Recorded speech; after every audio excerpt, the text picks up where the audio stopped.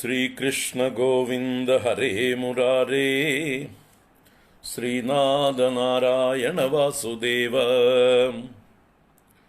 श्रीकृष्ण गोविंद हरे मुरारे, श्रीनाथ नारायण वासुदेव।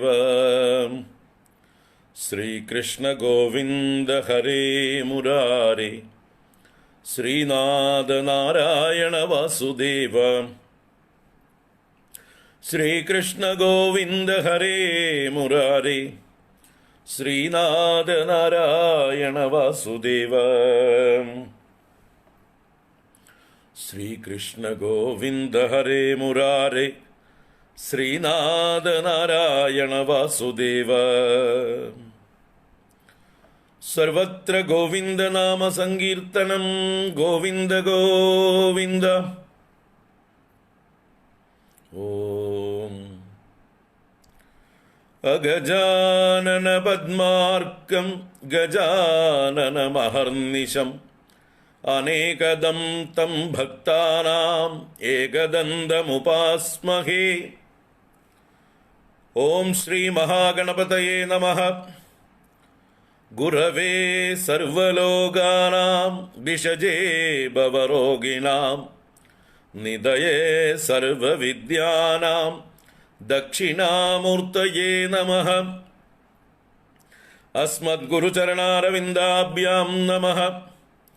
ज्ञानानन्दमयं देवं निर्मलस्फटिकाकृतिम् आधारं सर्वविद्यानां हयग्रीवमुपास्महे। ओम श्री हयग्रीवमूर्तये नमः। सरस्वती नमस्तुभ्यं वरदे कामरूपिणि, विद्यारम्भं करिष्यामि सिद्धिर्भवतु मे सदा। ओम श्री महासरस्वत्यै नमः। उमाकोमलहस्ताब्जसम्भावितललाटकं हिरण्यकुण्डलं वन्दे कुमारं पुष्करस्रजम्। ओम வெற்றிவேல் முருகனுக்கு ஹரோஹரம்। பூதநாத சதானந்த சர்வபூத தயாபரா, ரக்ஷ ரக்ஷ மகாபாஹோ சாஸ்திரே துப்யம் நமோ நமः। சுவாமியே சரணமையப்பா। கோமளம் கூஜயன் வேணும் श्यामलोऽयं कुमारगः, वेदवेद्यं परं ब्रह्म भासतां पुरतो मम। सायङ्काले वनान्दे कुसुमितसमये सैकते चन्द्रिकायां त्रैलोक्याकर्षणाङ्गं सुरवरगणिका मोहनाभाङ्गमूर्तिं सेव्यं शृङ्गारभावैः नवरसभरितैः गोपकन्या सहस्रैः वन्देऽहं रासकेळीरतमतिसुभगं वश्यगोपालकृष्णम्। आनीलश्लक्ष्णकेशं ज्वलितमकरसल्कुण्डलं मन्दहासस्यन्दार्द्रम् कौस्तुभश्रीपरिगतवनमालोरुहाराभिरामं श्रीवत्साङ्गं सुबाहुं मृदुलसदुदरं काञ्चनच्छायचेलं चारुस्निग्धोरुमम्बोरुहललितपदं भावयेऽहं भवन्दम्। श्रीकृष्ण गोविंद हरे मुरारे, श्रीनाथ नारायण वासुदेव। श्रीकृष्ण गोविंद हरे मुरारे, श्रीनाथ नारायण वासुदेव। श्रीकृष्ण गोविंद हरे मुरारे, श्रीनाथ नारायण वासुदेव। सर्वत्र गोविंद नाम संकीर्तनं, गोविंद गोविंद। मोक्षाब्धिसारमय भागवदाख्यदध्नो नारायणीय नवनीतमहो गृहीत्वा മായാമയൗക പരിതപ്തജനായ യോദാത് നാരായണാവനിസുരായ നമോസ്തു തസ്മൈ. ഗംഗാ ഗീതാ ച ഗായത്ര്യഭിജ തുളസിക ഗോപികാ ചന്ദനം തത് സാളഗ്രാമാഭിപൂജ പരപുരുഷ തദൈകാദശീ നാമവർണ്ണാഃ ഏതാന്യഷ്ടാപ്യയത്നാന്യൈ കലിസമയേ ത്വൽപ്രസാദ പ്രവൃദ്ധ്യാ ക്ഷിപ്രം മുക്തിപ്രദാനീത്യഭിദദുർഷയഃ തേഷു മാം സജ്ജയേതാഃ. പീതാംബരം കരവിരാജിത ശംഖചക്രകൗമോദകീ സരസിജം കരുണാസമുദ്രം രാധാസഹായം അതിസുന്ദരമന്ദഹാസം വാതാലയേശമനിശം ഹൃദി ഭാവയാമി. ഓം വ്യാസായ വിഷ്ണുരൂപായ വ്യാസരൂപായ വിഷ്ണവേ നമോ വൈ ബ്രഹ്മനിധയേ വാസിഷ്ഠായ നമോ നമഃ. യം പ്രവ്രജന്തമനുപേതമപേതകൃത്യം ദ്വൈപായനോ വിരഹകാതര ആജുഹാവ പുത്രേതി തന്മയതയാ തരവോഭിനേദുഃ തം സർവഭൂതഹൃദയം മുനിമാനതോസ്മി. നാരായണം നമസ്കൃത്യ നരം ചൈവ നരോത്തമം ദേവീം സരസ്വതീം വ്യാസം തതോ ജയമുദീരയേത്.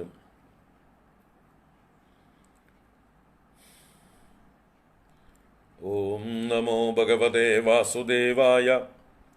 ഓം ശ്രീകൃഷ്ണ പരമാത്മനേ നമഃ. നമോ നാരായണായ. ഓം നമഃ പരമർഷിഭ്യോ നമഃ പരമർഷിഭ്യഃ. ഹരി ഓം. എല്ലാവർക്കും നമസ്കാരം, എല്ലാവർക്കും സുപ്രഭാതം, ശുഭദിനം, സുസ്വാഗതം. നാരായണ.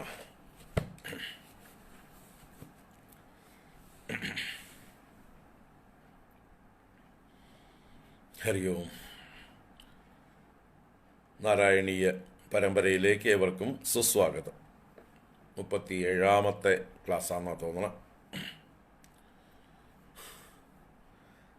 13ാം ദശകം ഹിരണ്യാക്ഷവധം എന്ന ദശകമാണ് നമ്മൾ ഇന്നലെ കണ്ടത്. അതിൻ്റെ തുടർച്ച 12ാമത്തെ ദശകത്തിൽ വരാഹ അവതാരം വർണ്ണിച്ചു. ആ വരാഹ ഭഗവാന്റെ ലീല തന്നെയാണ് ഹിരണ്യാക്ഷവധവും. അപ്പോൾ 12ഉം 13ഉം അധ്യായങ്ങൾ ഒന്നിച്ച് മനസ്സിലാക്കേണ്ട ആശയങ്ങളാണ്. ഒരു കഥയുടെ തുടർച്ച തന്നെയാണ് 2 അധ്യായങ്ങൾ, 2 ദശകങ്ങൾ. നമുക്കെന്തായാലും 13ാം ദശകം വായിക്കാം. ഹിരണ്യാക്ഷവധം എന്നുള്ള ഈ ദശകം വായിച്ച് നമ്മൾ 3 ശ്ലോകങ്ങളാണ് കണ്ടത്. ബാക്കി തുടർന്നുള്ള ശ്ലോകങ്ങൾ കാണാം. ഓം. ഹിരണ്യാക്ഷം താവത് വരദ ഭവദന്വേഷണപരം ചരന്തം സാംവർത്തേ പയസി നിജജംഘാപരിമിതേ ഭവൽ ഭക്തോ ഗത്വാ കപടപടുധീഃ നാരദമുനിഃ ശനൈരൂചേ നന്ദൻ ധനുജമപി നിന്ദൻ തവ ബലം. സമായാവി വിഷ്ണുർഹരതി ഭവദീയാം വസുമതിം പ്രഭോ കഷ്ടം കഷ്ടം കിമിദമിതി തേനാഭിഗതിതഃ നദൻ ക്വാസൗ ഇതി സമുനിനാ ദർശിതപഥോ ഭവന്തം സംപ്രാപദ ധരണിധരമുദ്യന്തമുദഗാത്. അഹോ അരണ്യോയം മൃഗ ഇതി ഹസന്തം ബഹുതരൈർദുരുക്തൈർവിദ്യന്തം ദിതിസുതം അവജ്ഞായ ഭഗവൻ മഹീം ദൃഷ്ട്വാ ദംഷ്ട്രാ ശിരസി ചകിതാം സ്വേന മഹസാപയോദൗ ആധായ പ്രസവമുദയുങ്ധാ മൃദവിദൗ ഗദാപാണൗ ദൈത്യേ ത്വമഭി ഗൃഹീതോന്നതഗതോ നിയുദ്ധേന ക്രീഡൻ ഘടഘടരവോൽഗുഷ്ടവിയദാ രണാലോക ഉത്സുക്യാമിളതി സുരസംഗേ ദ്രുതമമും നിരുന്ദ്യാ സന്ധ്യാദഃ പ്രഥമമിതി ദാത്രാ ജഗദിഷേ ഗദോന്മർദ്ദേ തസ്മിൻ തവ ഖലു ഗദായാം ദിദിഭുവോ ഗദാഘാതാത് ഭൂമൗ ജഡിതി പതിതായാം അഹഹബോ മൃദുസ്മേരാസ്യസ്ത്വം ധനുജകുല നിർമൂലനചണം മഹാചക്രം സ്മൃത്വാ കരഭുവി ദധാനോരുരുജിഷേ തദശൂലം കാലപ്രതിമ ഋഷി ദൈത്യേ വിസൃജതി ത്വയി ചിന്തത്യേനത്കരകലിത ചക്രപ്രഹരണാത് സമാരുഷ്ടോ മുഷ്ട്യാ സകലു വിതുദൻ ത്വാം സമതനോദ് ഗളന്മായേ മായാസ്ത്വയി കില ജഗന്മോഹനകരീ ഭവച്ഛക്രജ്യോതിഷ്കണലവനിപാതേന വിദുദേ തതോ മായാചക്രേ വിതത ഘനരോഷാന്തമനസം ഗരിഷ്ഠാഭിർമുഷ്ടി പ്രഹൃതിഭിർ അഭിഘ്നന്ദമസുരം സ്വപാദാങ്കുഷ്ഠേന ശ്രവണപദമൂലേ നിരവധീ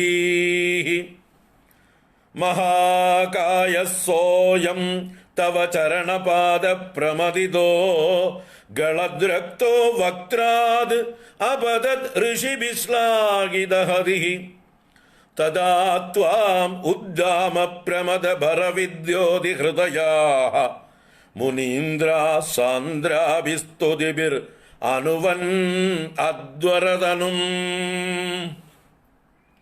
ത്വജിച്ഛന്തോ രോമസ്വഭികുശഗണശ്ചക്ഷുഷി കൃതം ചതുർഹോദാരോംഗ്രൗ സൃഗവിവദനേ ചോദരയിടാ ഗൃഹാജിഹ്വായാം തേ പരപുരുഷ കർണേ ച ചമസാ വിഭോ സോമോ വീര്യം വരദഗളദേശേപ്യുപസദഃ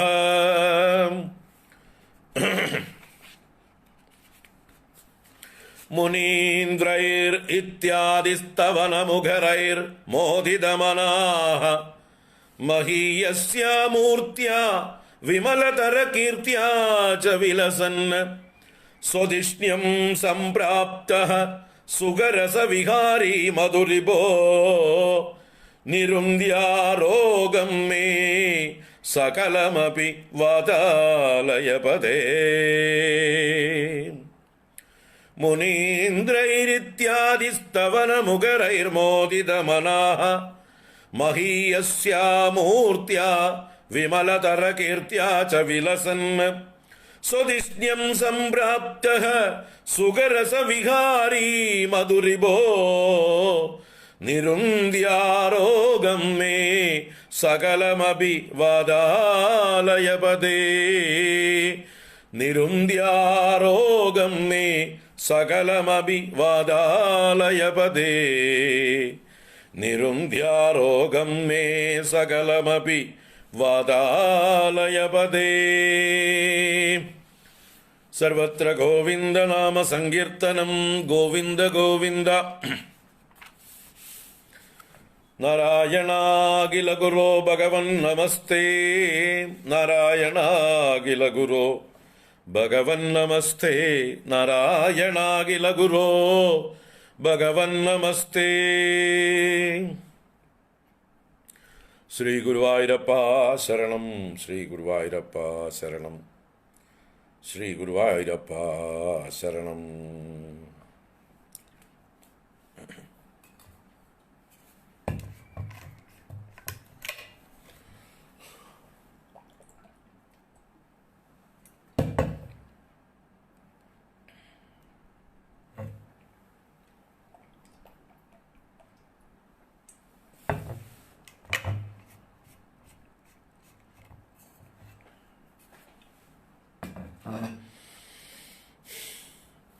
നാരായണ.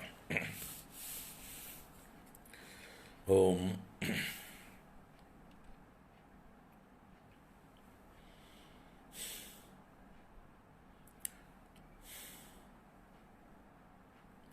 കഴിഞ്ഞ ദശകത്തിൽ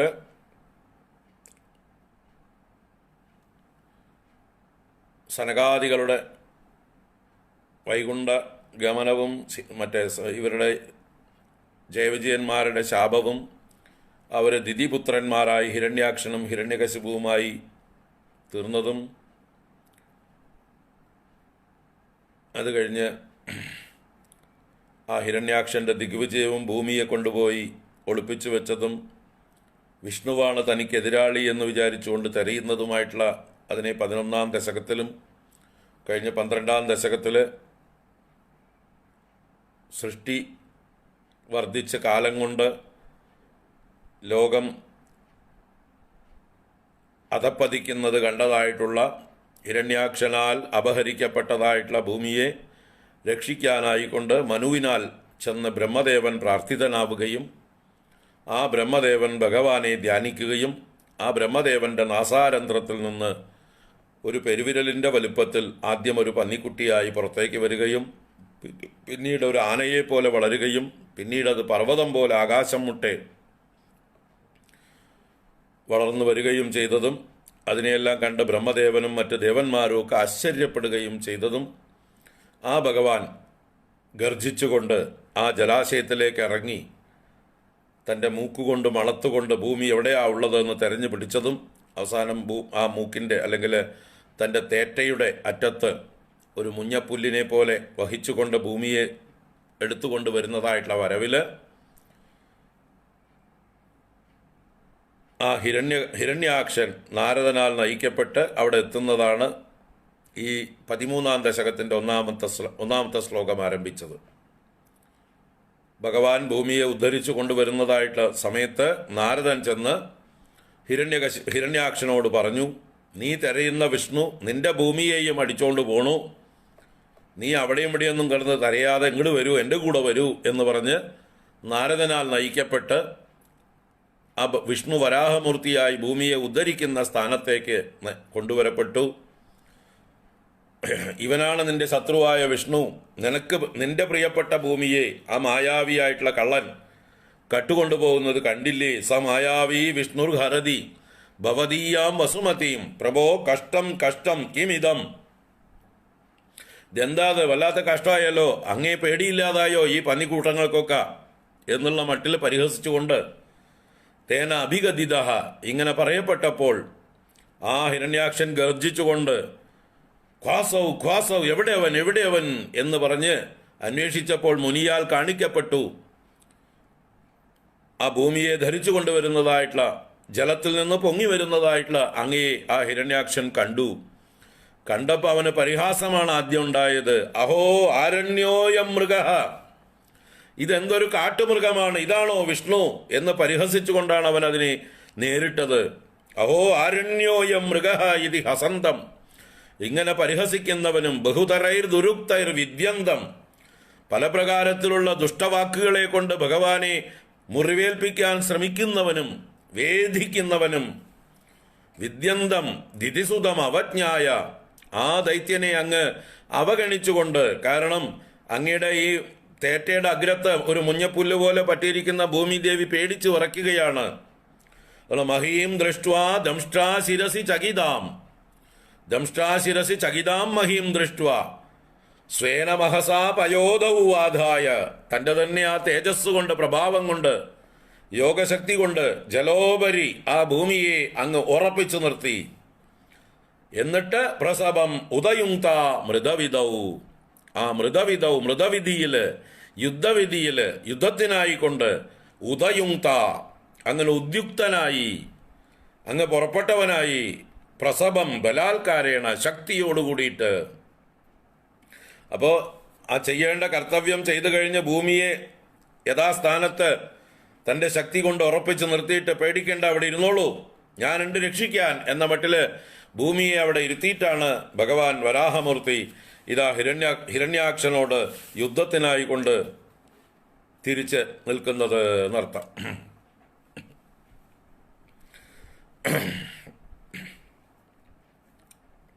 വരാഹമൂർത്തേ ശരണം എന്ന് എഴുതിയത് തെറ്റാണെങ്കിലും വലിയൊരർത്ഥത്തിൽ ശരിയായി പോയിട്ടോ.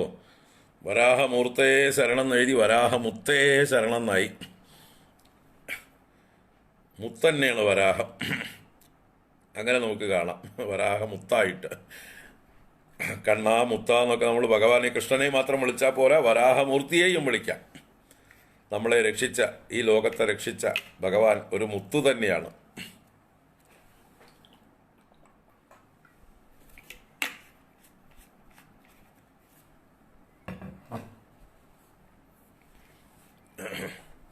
Narayana.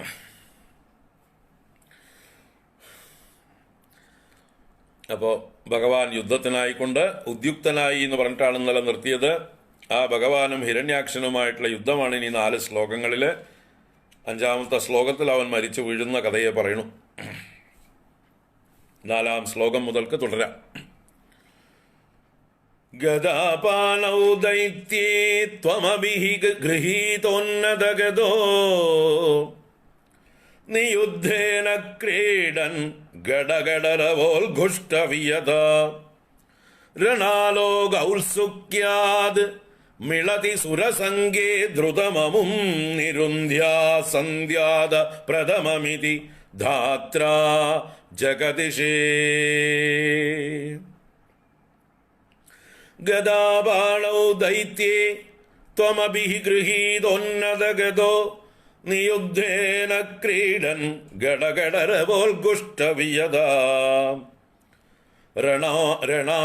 രണാലോകൗത്സുക്യാദ് മിളതി സുരസംഗേ ദ്രുതമമും നിരുന്ധ്യാ സന്ധ്യാദഃ പ്രഥമമിതി ധാത്രാ ജഗതിഷേ.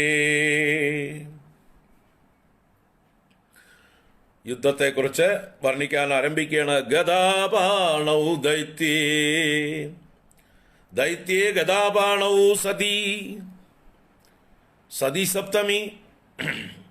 In the meanwhile, അങ്ങനെയായിരിക്കുന്ന സമയത്തിങ്കൽ എന്ന് പറയുന്ന ആ പ്രയോഗമാണ് സതി എന്ന് പറയുന്ന പ്രയോഗം. സതി സപ്തമി എന്ന് പറയും. ഗദാപാണൗ ദൈത്യേ, ദൈത്യേ ഗദാപാണൗ സതി, ദൈത്യൻ ഗദാപാണിയായിരിക്കേ. അസുരന്റെ കയ്യിൽ ഗദയുണ്ട്. അച്ഛൻ കശ്യപ പ്രജാപതി കൊടുത്തതായിട്ടുള്ളൊരു ആയുധമാണ് ഗദ. ആ ഗദയുമായിട്ട് ദൈത്യൻ നിൽക്കെ ഭഗവാൻ വെറും കൈയോടെ നിൽക്കണ്ടല്ലോ. ഭഗവാനും തന്റെ ഗദയെ കൊണ്ടുവന്നു. ത്വമഭിഃ ഗൃഹീതോന്നതഗതോ, ഗുരുവായൂരപ്പ ത്വമഭി അങ്ങും, ഹി നിശ്ചയമായിട്ടും, ഗൃഹീത ഉന്നതഗതഃ ഉന്നതമായ ദൈത്യന്മാരുടെ ചോര കുടിക്കുന്നതിൽ നല്ല മിടുക്കുള്ളതായിട്ടുള്ള ഗദയാണ് ഭഗവാന്റെ കൗമോദകി എന്ന ഗദ. ഗദകളിൽ വെച്ച് രത്നമാണ്, ഗദാരത്നമാണ് ഭഗവാന്റെ ഗദ കൗമോദകി. അതിന് കൗമോദകി എന്ന പേര് വരാൻ തന്നെ കാരണം ഭൂമിക്ക് മോദത്തെ കൊടുക്കുന്നത്, ഭൂമിക്ക് ആനന്ദത്തെ കൊടുക്കുന്നതാണ്. അതുകൊണ്ട് കും മോദയതീതി കൗമോദകി, കും മോദം കരോതീതി കൗമോദകി. കു ശബ്ദം ഭൂമിയെ സൂചിപ്പിക്കുന്നതാണ്. കും എന്നാൽ ഭൂമിയെ, മോദയതി മോദം കരോതി ഇത് കൗമോദകി. അപ്പൊ ഭൂമിക്ക് ആനന്ദം കൊടുക്കുന്ന പണിയാണ് ആരുടെ പണി?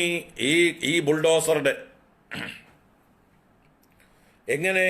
ഭൂമിക്ക് ഭാരഭൂതന്മാരായിട്ടുള്ള ദൈത്യന്മാരുടെയൊക്കെ തലയും മാറും ഒക്കെ അടിച്ച് തകർത്ത് അവരെ നശിപ്പിച്ച് അവരുടെ ചോര കുടിച്ച് ഭൂമിക്ക് ആശ്വാസവും ആനന്ദവും കൊടുക്കലാണ് ഈ ഗദയുടെ പണി. അതുകൊണ്ടാണ് അതിന് എന്ത് പേര്? കൗമോദകി എന്ന്. അപ്പൊ ഗദകളിൽ വെച്ച് ഏറ്റവും ഉത്തമമായിട്ടുള്ള ഗദ അതാണ് ഉന്നത ഗദേ, ഉന്നത ഗദ എന്ന് പറഞ്ഞ. ത്വമഭിഃ ഗൃഹീതോന്നത ഗദ, ഏറ്റവും ശ്രേഷ്ഠമായ ഗദയും ധരിച്ചുകൊണ്ട് അങ്ങും ഗുരുവായൂരപ്പ നിയുദ്ധേന ക്രീഡന്. ഗുരുവായൂരപ്പനോട് ചോദിക്കുകയാണ്, അങ്ങ് കളിക്കുകയായിരുന്നുല്ലേ എന്ന്. നിയുദ്ധേന ക്രീഡന്, നിയുദ്ധം എന്നാൽ ദ്വന്ദ്വയുദ്ധം, പരസ്പരം നേരിട്ടുള്ളതായിട്ടുള്ള യുദ്ധം. അങ്ങ് ആ എന്താ പറയുക, ജയവിജയന്മാരിൽ വിജയനാണ് ഹിരണ്യാക്ഷൻ. അപ്പൊ അങ്ങയുടെ ഭൃത്യൻ തന്നെയാണ് ഹിരണ്യാക്ഷനായിട്ട് വന്നിരിക്കണതേ. കാവൽക്കാരനായിരുന്ന ആളാണല്ലോ, പാവം പാർഷദനല്ലേ, ശാപം കൊണ്ടാണല്ലോ ഹിരണ്യാക്ഷനായത്. അപ്പൊ കുറച്ചു നേരം അവനോട് കളിക്കാൻ തന്നെ തീരുമാനിച്ചു അല്ലേ ഗുരുവായൂരപ്പ? അവന്റെ ഉള്ളിലുള്ളതായിട്ടുള്ള ആ വാസനകളൊക്കെ ഒന്ന് പ്രകടിപ്പിക്കാനുള്ള അവസരം നല്ലോണം കൊടുത്തു അല്ലേ? കാരണം കുറച്ചു നേരം കളിക്കാൻ അവസരം കൊടുക്കുമ്പോഴേ അവന്റെ ഉള്ളിലുള്ളതായിട്ടുള്ള ആ വൈരാഗ്യമൊക്കെ തീരുള്ളൂ. അപ്പൊ നമ്മളെ ഒരാൾക്ക് തല്ലണം എന്നുള്ള ദേഷ്യം ഉണ്ടെങ്കിൽ നമ്മൾ പറയും അവനോട്, എന്നെ എന്നാലും തല്ലിക്കോ, നിനക്ക് സമാധാനം ആവുമെങ്കിൽ എന്ന് പറഞ്ഞാൽ ചിലപ്പോൾ തല്ലിയിട്ട് സമാധാനമാവും, അല്ലെങ്കിൽ അവന് തല്ലുന്നതിന് മുമ്പേ സമാധാനമായി എന്ന് വരും. അവൻ്റെ ദേഷ്യം അടക്കാൻ അതാ വഴി. അല്ല നമ്മൾ ഒപ്പത്തിനൊപ്പം ഞാൻ നിൽക്കും എന്ന് പറഞ്ഞ് നിന്നാൽ അവന് ദേഷ്യം വർദ്ധിക്കുകയുള്ളൂ. അപ്പം നിനക്ക് തല്ലാനുണ്ടെങ്കിൽ എന്നെ 4 തല്ലിക്കോ എന്ന് പറഞ്ഞാൽ അവൻ്റെ ദേഷ്യം ഏത് വഴിക്ക് പോയി എന്നറിയില്ല. അല്ലെങ്കിൽ 4 തല്ലിയിട്ട് അവൻ അടങ്ങും. എത്ര തല്ലിയാലും പ്രയോജനമില്ല എന്ന് അവന് മനസ്സിലാവും. ഇതുപോലെ ഇവൻ്റെ ഉള്ളിലൊരു വാസനയുണ്ട്, ഭഗവാനെ നിരോധിക്കുക. ഭഗവാന്റെ അടുത്തേക്ക് വന്ന സനകാദികളെ തടഞ്ഞ ആളാണല്ലോ. അപ്പോൾ ആ വാസനയെ പ്രകടിപ്പിക്കുവാൻ ഭഗവാൻ അവസരം കൊടുക്കുന്ന കരുണാമൂർത്തിയാണ് ഭഗവാൻ. ആ ഏതെങ്കിലും ഭഗവാനോട് അസൂയയോ മത്സരമോ കുനിഷ്ടോ കുശുമ്പോ എന്തൊക്കെ ഉണ്ടെങ്കിലൊക്കെ തീർന്നോട്ടെ, അത് തീരാനുള്ള അവസരം കൊടുക്കുകയാണ് ഭഗവാന്റെ നേരെ ദ്വന്ദ്വയുദ്ധം ചെയ്തുകൊണ്ട്. അല്ലെങ്കിൽ ഭഗവാന് ഒരടി പോരെ, ഗത കൊണ്ട് ഒരു പ്രഹരം കൊണ്ട് തീർക്കാം. ഭഗവാൻ എന്തുകൊണ്ട് ഹിരണ്യാക്ഷനോടും ഹിരണ്യകശിപുവിനോടും ഒക്കെ കുറച്ചു നേരം യുദ്ധം ചെയ്യുന്നു എന്നാണെങ്കിൽ ഭഗവാന് ശക്തി കുറവ് കൊണ്ടല്ല, ഒരടി കൊണ്ട് തീർക്കാൻ അറിയാത്തത് കൊണ്ടല്ല. ഇനി ഒരടിയും അടിക്കേണ്ട ആവശ്യമില്ല. അവർക്ക് തിരിച്ചടിക്കാനുള്ള ആ ശക്തി കൊടുക്കുന്നത് പോലും ഭഗവാനാണ് അല്ലേ? അത് പ്രഹ്ലാദനെ പോലെയുള്ളവർക്ക് അറിയാം. ഹിരണ്യകശിപു ചോദിച്ചില്ലേ പ്രഹ്ലാദനോട്, നീ എന്ത് ബലത്തിലാടാ ഇങ്ങനെ എന്നെ ധിക്കരിക്കുന്നത്? എന്താ നിന്റെ ധൈര്യത്തിന്റെ അടിസ്ഥാനം എന്ന് ചോദിച്ചപ്പോ ആരുടെ ബലത്തിലാണ് എന്ന് പറഞ്ഞു കൊടുത്തു പ്രഹ്ലാദൻ. അച്ഛാ, എന്റെ മാത്രം ബലമല്ല, അച്ഛന്റെ ബലവും അങ്ങേര് തന്നെയാ. ഈ അച്ഛനിപ്പോ ഇവിടെ നിന്ന് ഇങ്ങനെ കോപിക്കുന്നുണ്ടല്ലോ, എന്നോടൊക്കെ ഇങ്ങനെയൊക്കെ ദേഷ്യപ്പെടുന്നുണ്ടല്ലോ, അതിനൊക്കെയുള്ള ബലവും തന്നിരിക്കുന്നത് അങ്ങേര് തന്നെയാ. എല്ലാവരുടെ ഉള്ളിലും ബലം അവൻ തന്നെയാ. അപ്പോൾ ഹിരണ്യാക്ഷൻ കൈ പൊക്കുന്നുണ്ടെങ്കിൽ ആ കൈ പൊക്കാനുള്ള ശക്തി കൊടുത്ത ആള് തന്നെയാണ് ഇപ്പുറത്ത് നിന്ന് ആ കൈ കൊണ്ടുള്ള അടി കൊള്ളുന്നതും.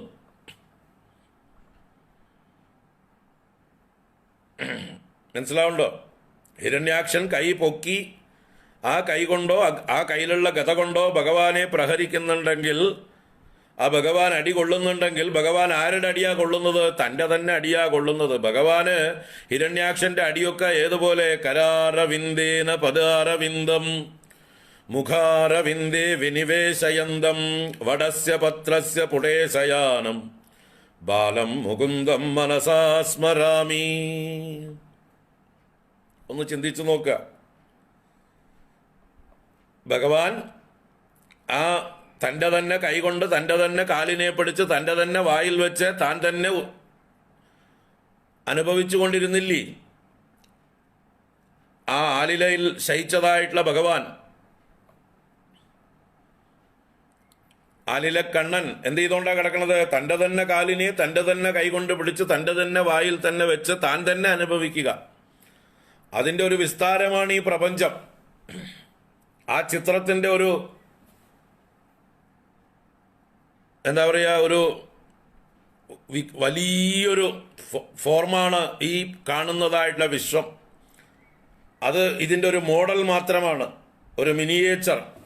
ഈ വിശ്വത്തിൻ്റെ ഒരു മിനിയേച്ചറാണ് ഭഗവാന്റെ ആ മുകുന്ദ വേഷം. ബാലം മുകുന്ദനായി കരാരവിന്ദേന പദാരവിന്ദം മുഖാരവിന്ദേ വിനിവേശയന്തം വടസ്യ പത്രസ്യ പുടേശയാനം ബാലം മുകുന്ദം എന്ന് പറഞ്ഞ് കിടക്കുന്ന കിടപ്പ് അത് കാണിച്ചു തരികയാണ്.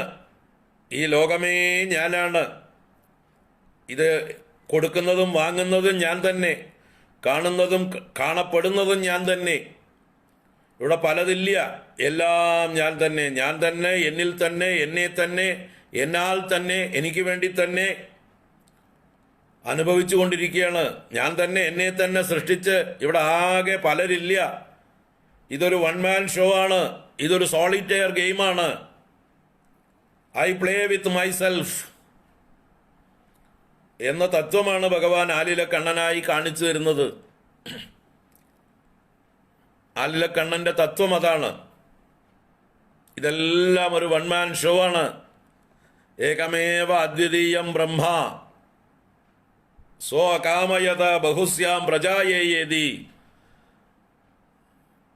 ഏകനും അദ്വിതീയനുമായ ബ്രഹ്മം സ്വയം സങ്കല്പിച്ചു താൻ പലതായി തീരട്ടെ എന്ന്.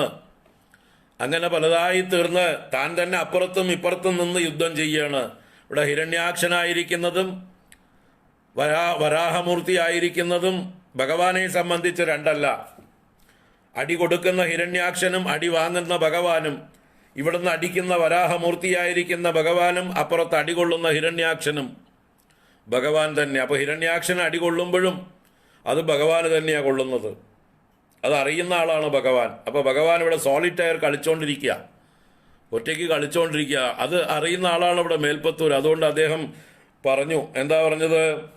നിയുദ്ധേന ക്രീഡൻ. ഗുരുവായൂരപ്പ അങ്ങ് കളിക്കുകയാണല്ലേ എന്ന്. ദ്വന്ദ്വയുദ്ധം എന്ന വ്യാജേന അങ്ങയുടെ ഭൃത്യനായ ഹിരണ്യാക്ഷനുമായിട്ടൊരു കളി കളിക്കുകയായിരുന്നു അല്ലേ? അദ്ദേഹത്തിൻ്റെ ബോറടി മാറ്റാൻ, അദ്ദേഹത്തിൻ്റെ കൈത്തരിപ്പ് മാറ്റാൻ, അദ്ദേഹത്തിൻ്റെ വാസനകളെ ക്ഷയിപ്പിക്കുവാനുള്ള അവസരം കൊടുക്കുകയായിരുന്നുല്ലേ എന്ന്. ഇതൊക്കെ ചിന്തിക്കേണ്ട വിഷയങ്ങളാണ്. വെറും ഒരു ചെറിയൊരു പ്രയോഗമേ ഉള്ളൂ ക്രീഡൻ എന്ന്. ആ ക്രീഡനിൽ എല്ലാം അടങ്ങി. ക്രീഡനിൽ ഫിലോസഫി മുഴുവൻ അടങ്ങി. നിയുദ്ധേന ക്രീഡൻ, അങ്ങനെ കളിച്ചുകൊണ്ട് ഗഡഗഡരവോൽഗുഷ്ടവിയത. ഗഡഗഡരവോൽഗുഷ്ടവിയത. വിയത്ത് എന്ന് പറഞ്ഞാൽ ആകാശം, അന്തരീക്ഷം മുഴുവൻ മുഴങ്ങുകയാണ്. രവം കൊണ്ട് ഉത്കുഷ്ടം, ഉദ്ഘോഷിക്കപ്പെടുന്നു. ഏത് രവം? ഘടഘടരവം.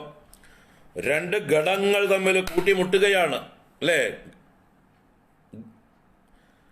ഗതകളുടെ അഗ്രഭാഗം രണ്ടും ഓരോ കുടം പോലെയാണല്ലോ. ആ കുടങ്ങൾ തമ്മിൽ കൂട്ടിമുട്ടുമ്പോൾ ഉണ്ടാകുന്ന ശബ്ദവും ഘട ഘട ഘട എന്ന്. അങ്ങനെ ആ ഘട ഘട രവോൽഗുഷ്ടവിയത. അപ്പോ ആകാശം മുഴുവൻ, അന്തരീക്ഷം മുഴുവൻ ഈ ഗതകൾ തമ്മിലുള്ളതായിട്ടുള്ള കൂട്ടിമുട്ടലിൻ്റെ ബഹളം, അതൊരു എന്താ പറയുക, മേളമായിട്ട് ഭഗവാൻ ഏറ്റെടുക്കുകയാണ്. ഭഗവാന്റെ നൃത്തത്തിന്, ഭഗവാന്റെ ക്രീഡയ്ക്ക് ഒരു പക്കവാദ്യം. ഫുട്ബോളും ക്രിക്കറ്റും ഒക്കെ കളിക്കുന്ന സ്റ്റേഡിയത്തിൽ ബാൻഡ് വാദ്യങ്ങളും ചെണ്ടവാദ്യങ്ങളും ഒക്കെ കൊണ്ടിരിക്കുന്ന കണ്ടിട്ടില്ലേ കുട്ടികൾ? കളിയെ ആസ്വദിക്കുന്നവർ, ആ കളിക്കാർക്ക് പ്രേരണ കൊടുക്കാനായിക്കൊണ്ട്, അവരെ ഉത്സാഹിപ്പിക്കാനായിക്കൊണ്ട് ഗോളടിക്കാൻ പോകുമ്പോൾ ഇവിടുന്ന് ആരവങ്ങളും ആർപ്പുകളും കയ്യടികളും വാദ്യങ്ങളും ഒക്കെ മുഴക്കുമ്പോൾ ആ കളിക്കാർക്ക് ആവേശം കൂടുന്നു.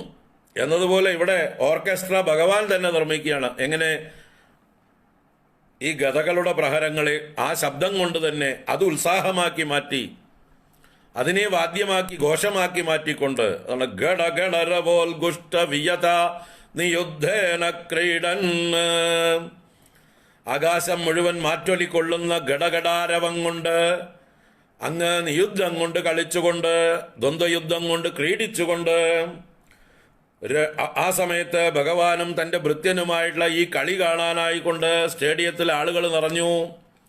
ഏതാ സ്റ്റേഡിയം? ആകാശത്ത്, അന്തരീക്ഷത്തിൽ വന്നു നിറഞ്ഞു. ആരൊക്കെ? സുരസംഗേ രണാലോകൗത്സുക്യാത് മിളതി സുരസംഗേ. രണാലോക ഉത്സുക്യാത്, രണം ആലോകനം ചെയ്യാനുള്ള ഉത്സാഹത്തോടുകൂടെ, ഔത്സുക്യത്തോടുകൂടെ, മിളതി മിളതി മേളിക്കുമ്പോൾ. ആര് മേളിക്കുമ്പോൾ? സുരസംഗേ മിളതി സതി. അവിടെയും സതി സപ്തമി. സുരസംഘങ്ങൾ, ദേവക്കൂട്ടങ്ങൾ, ഗന്ധർവന്മാരും കിന്നരന്മാരും വിദ്യാധരന്മാരും ചാരണന്മാരും കിംപുരുഷന്മാരും ദേവന്മാരുമെല്ലാം അന്തരീക്ഷത്തിൽ വന്ന് മേളിക്കുമ്പോൾ എല്ലാവരും പ്രഖ്യാപിക്കുകയാണ്, അവിടെ വിളിച്ചു പോവുകയാണ്. അറിഞ്ഞില്ലേ, ഇതാ ഹിരണ്യാക്ഷന്റെ പണി കഴിഞ്ഞു, ഹിരണ്യാക്ഷന്റെ പണി കഴിഞ്ഞു, കാണാൻ വരുന്നില്ലേ എന്ന് ഓരോരുത്തരും പരസ്പരം വിളിച്ചു പറഞ്ഞ് ദേവലോകത്തുള്ള ആളുകളൊക്കെ ഓടിക്കൂടി. ആകാശത്ത് നിന്ന് എല്ലാവരും താഴെ ഭഗവാന്റെ ലീല കാണുകയാണ്, ഹിരണ്യാക്ഷവധം. അപ്പോൾ ഈ കളി കാണാൻ എല്ലാവരെയും ഭഗവാൻ വിളിച്ചുകൂട്ടി.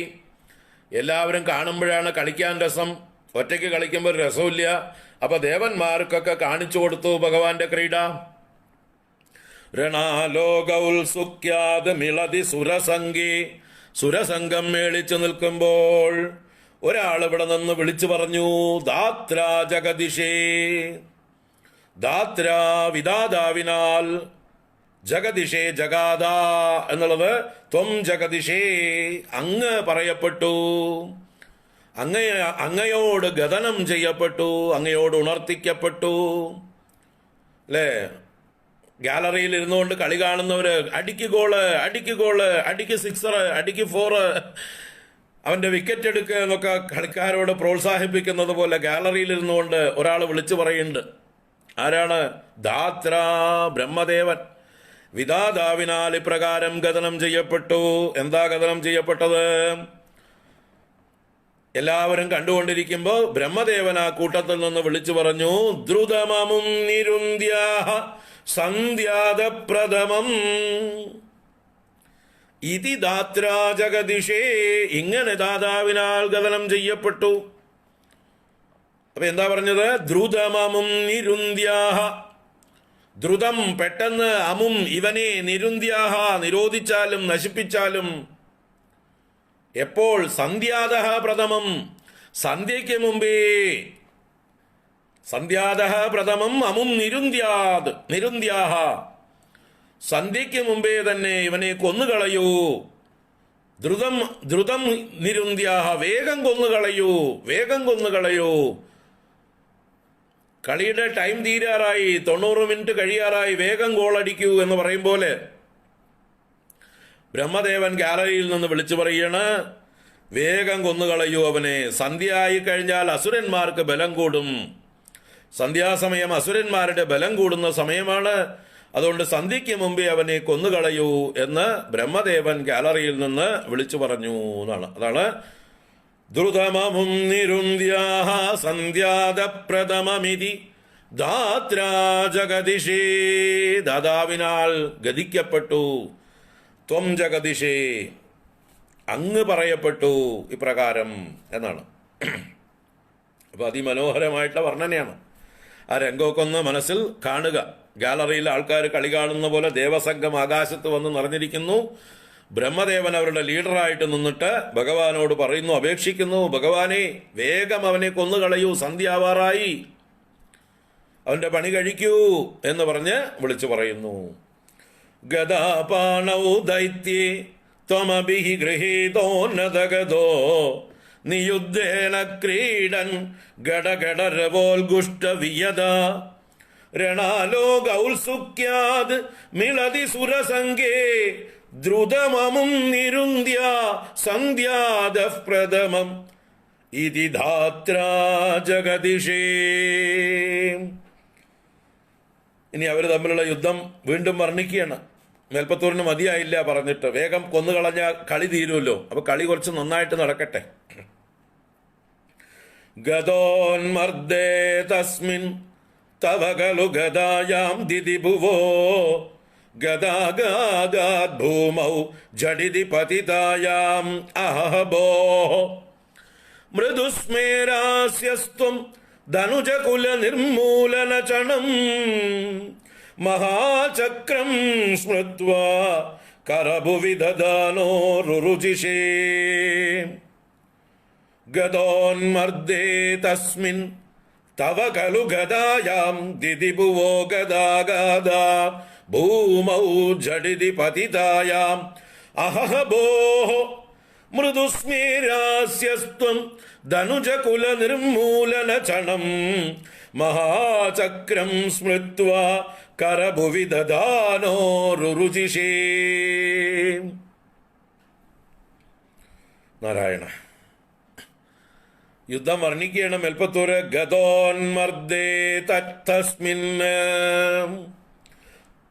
തസ്മിൻ ഗതോന്മർദ്ദേ, ആ ഗദാ ഉന്മർദ്ദത്തിൽ നിങ്ങൾ തമ്മിൽ, ഹിരണ്യാക്ഷനും ഭഗവാനും തമ്മിൽ നടക്കുന്നതായിട്ടുള്ള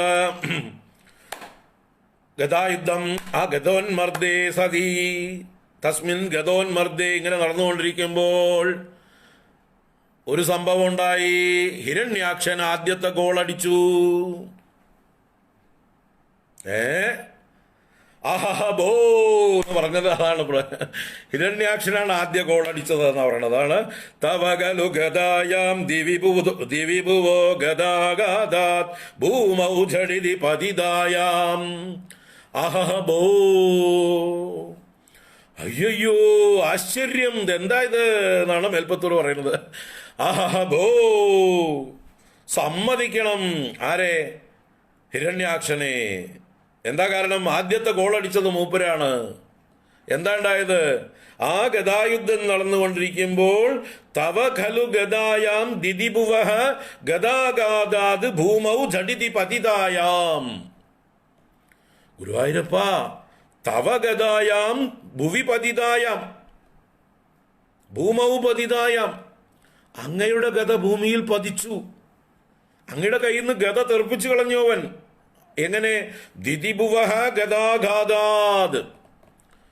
ദിദിഭുവഃ എന്നുള്ളത് ഷഷ്ടി പ്രയോഗമാണ്. ദിദിഭൂ, അവന്റെ പേര് ദിദിഭൂ എന്ന് പറഞ്ഞാലോ സ്വയംഭൂ എന്ന് പറയുന്ന പോലെ. ബ്രഹ്മദേവൻ ഒരു പേരില്ലേ, സ്വയംഭൂ. അതുപോലെ ഇവന്റെ പേര് ദിദിഭൂ എന്ന് പറഞ്ഞാൽ എന്താ? ദിദിയിൽ ഭവിച്ചവൻ, ദിദിയുടെ പുത്രൻ. അപ്പൊ ദിദിഭൂ എന്നുള്ള ശബ്ദത്തിന്റെ ഷഷ്ടി ദിദിഭുവഃ.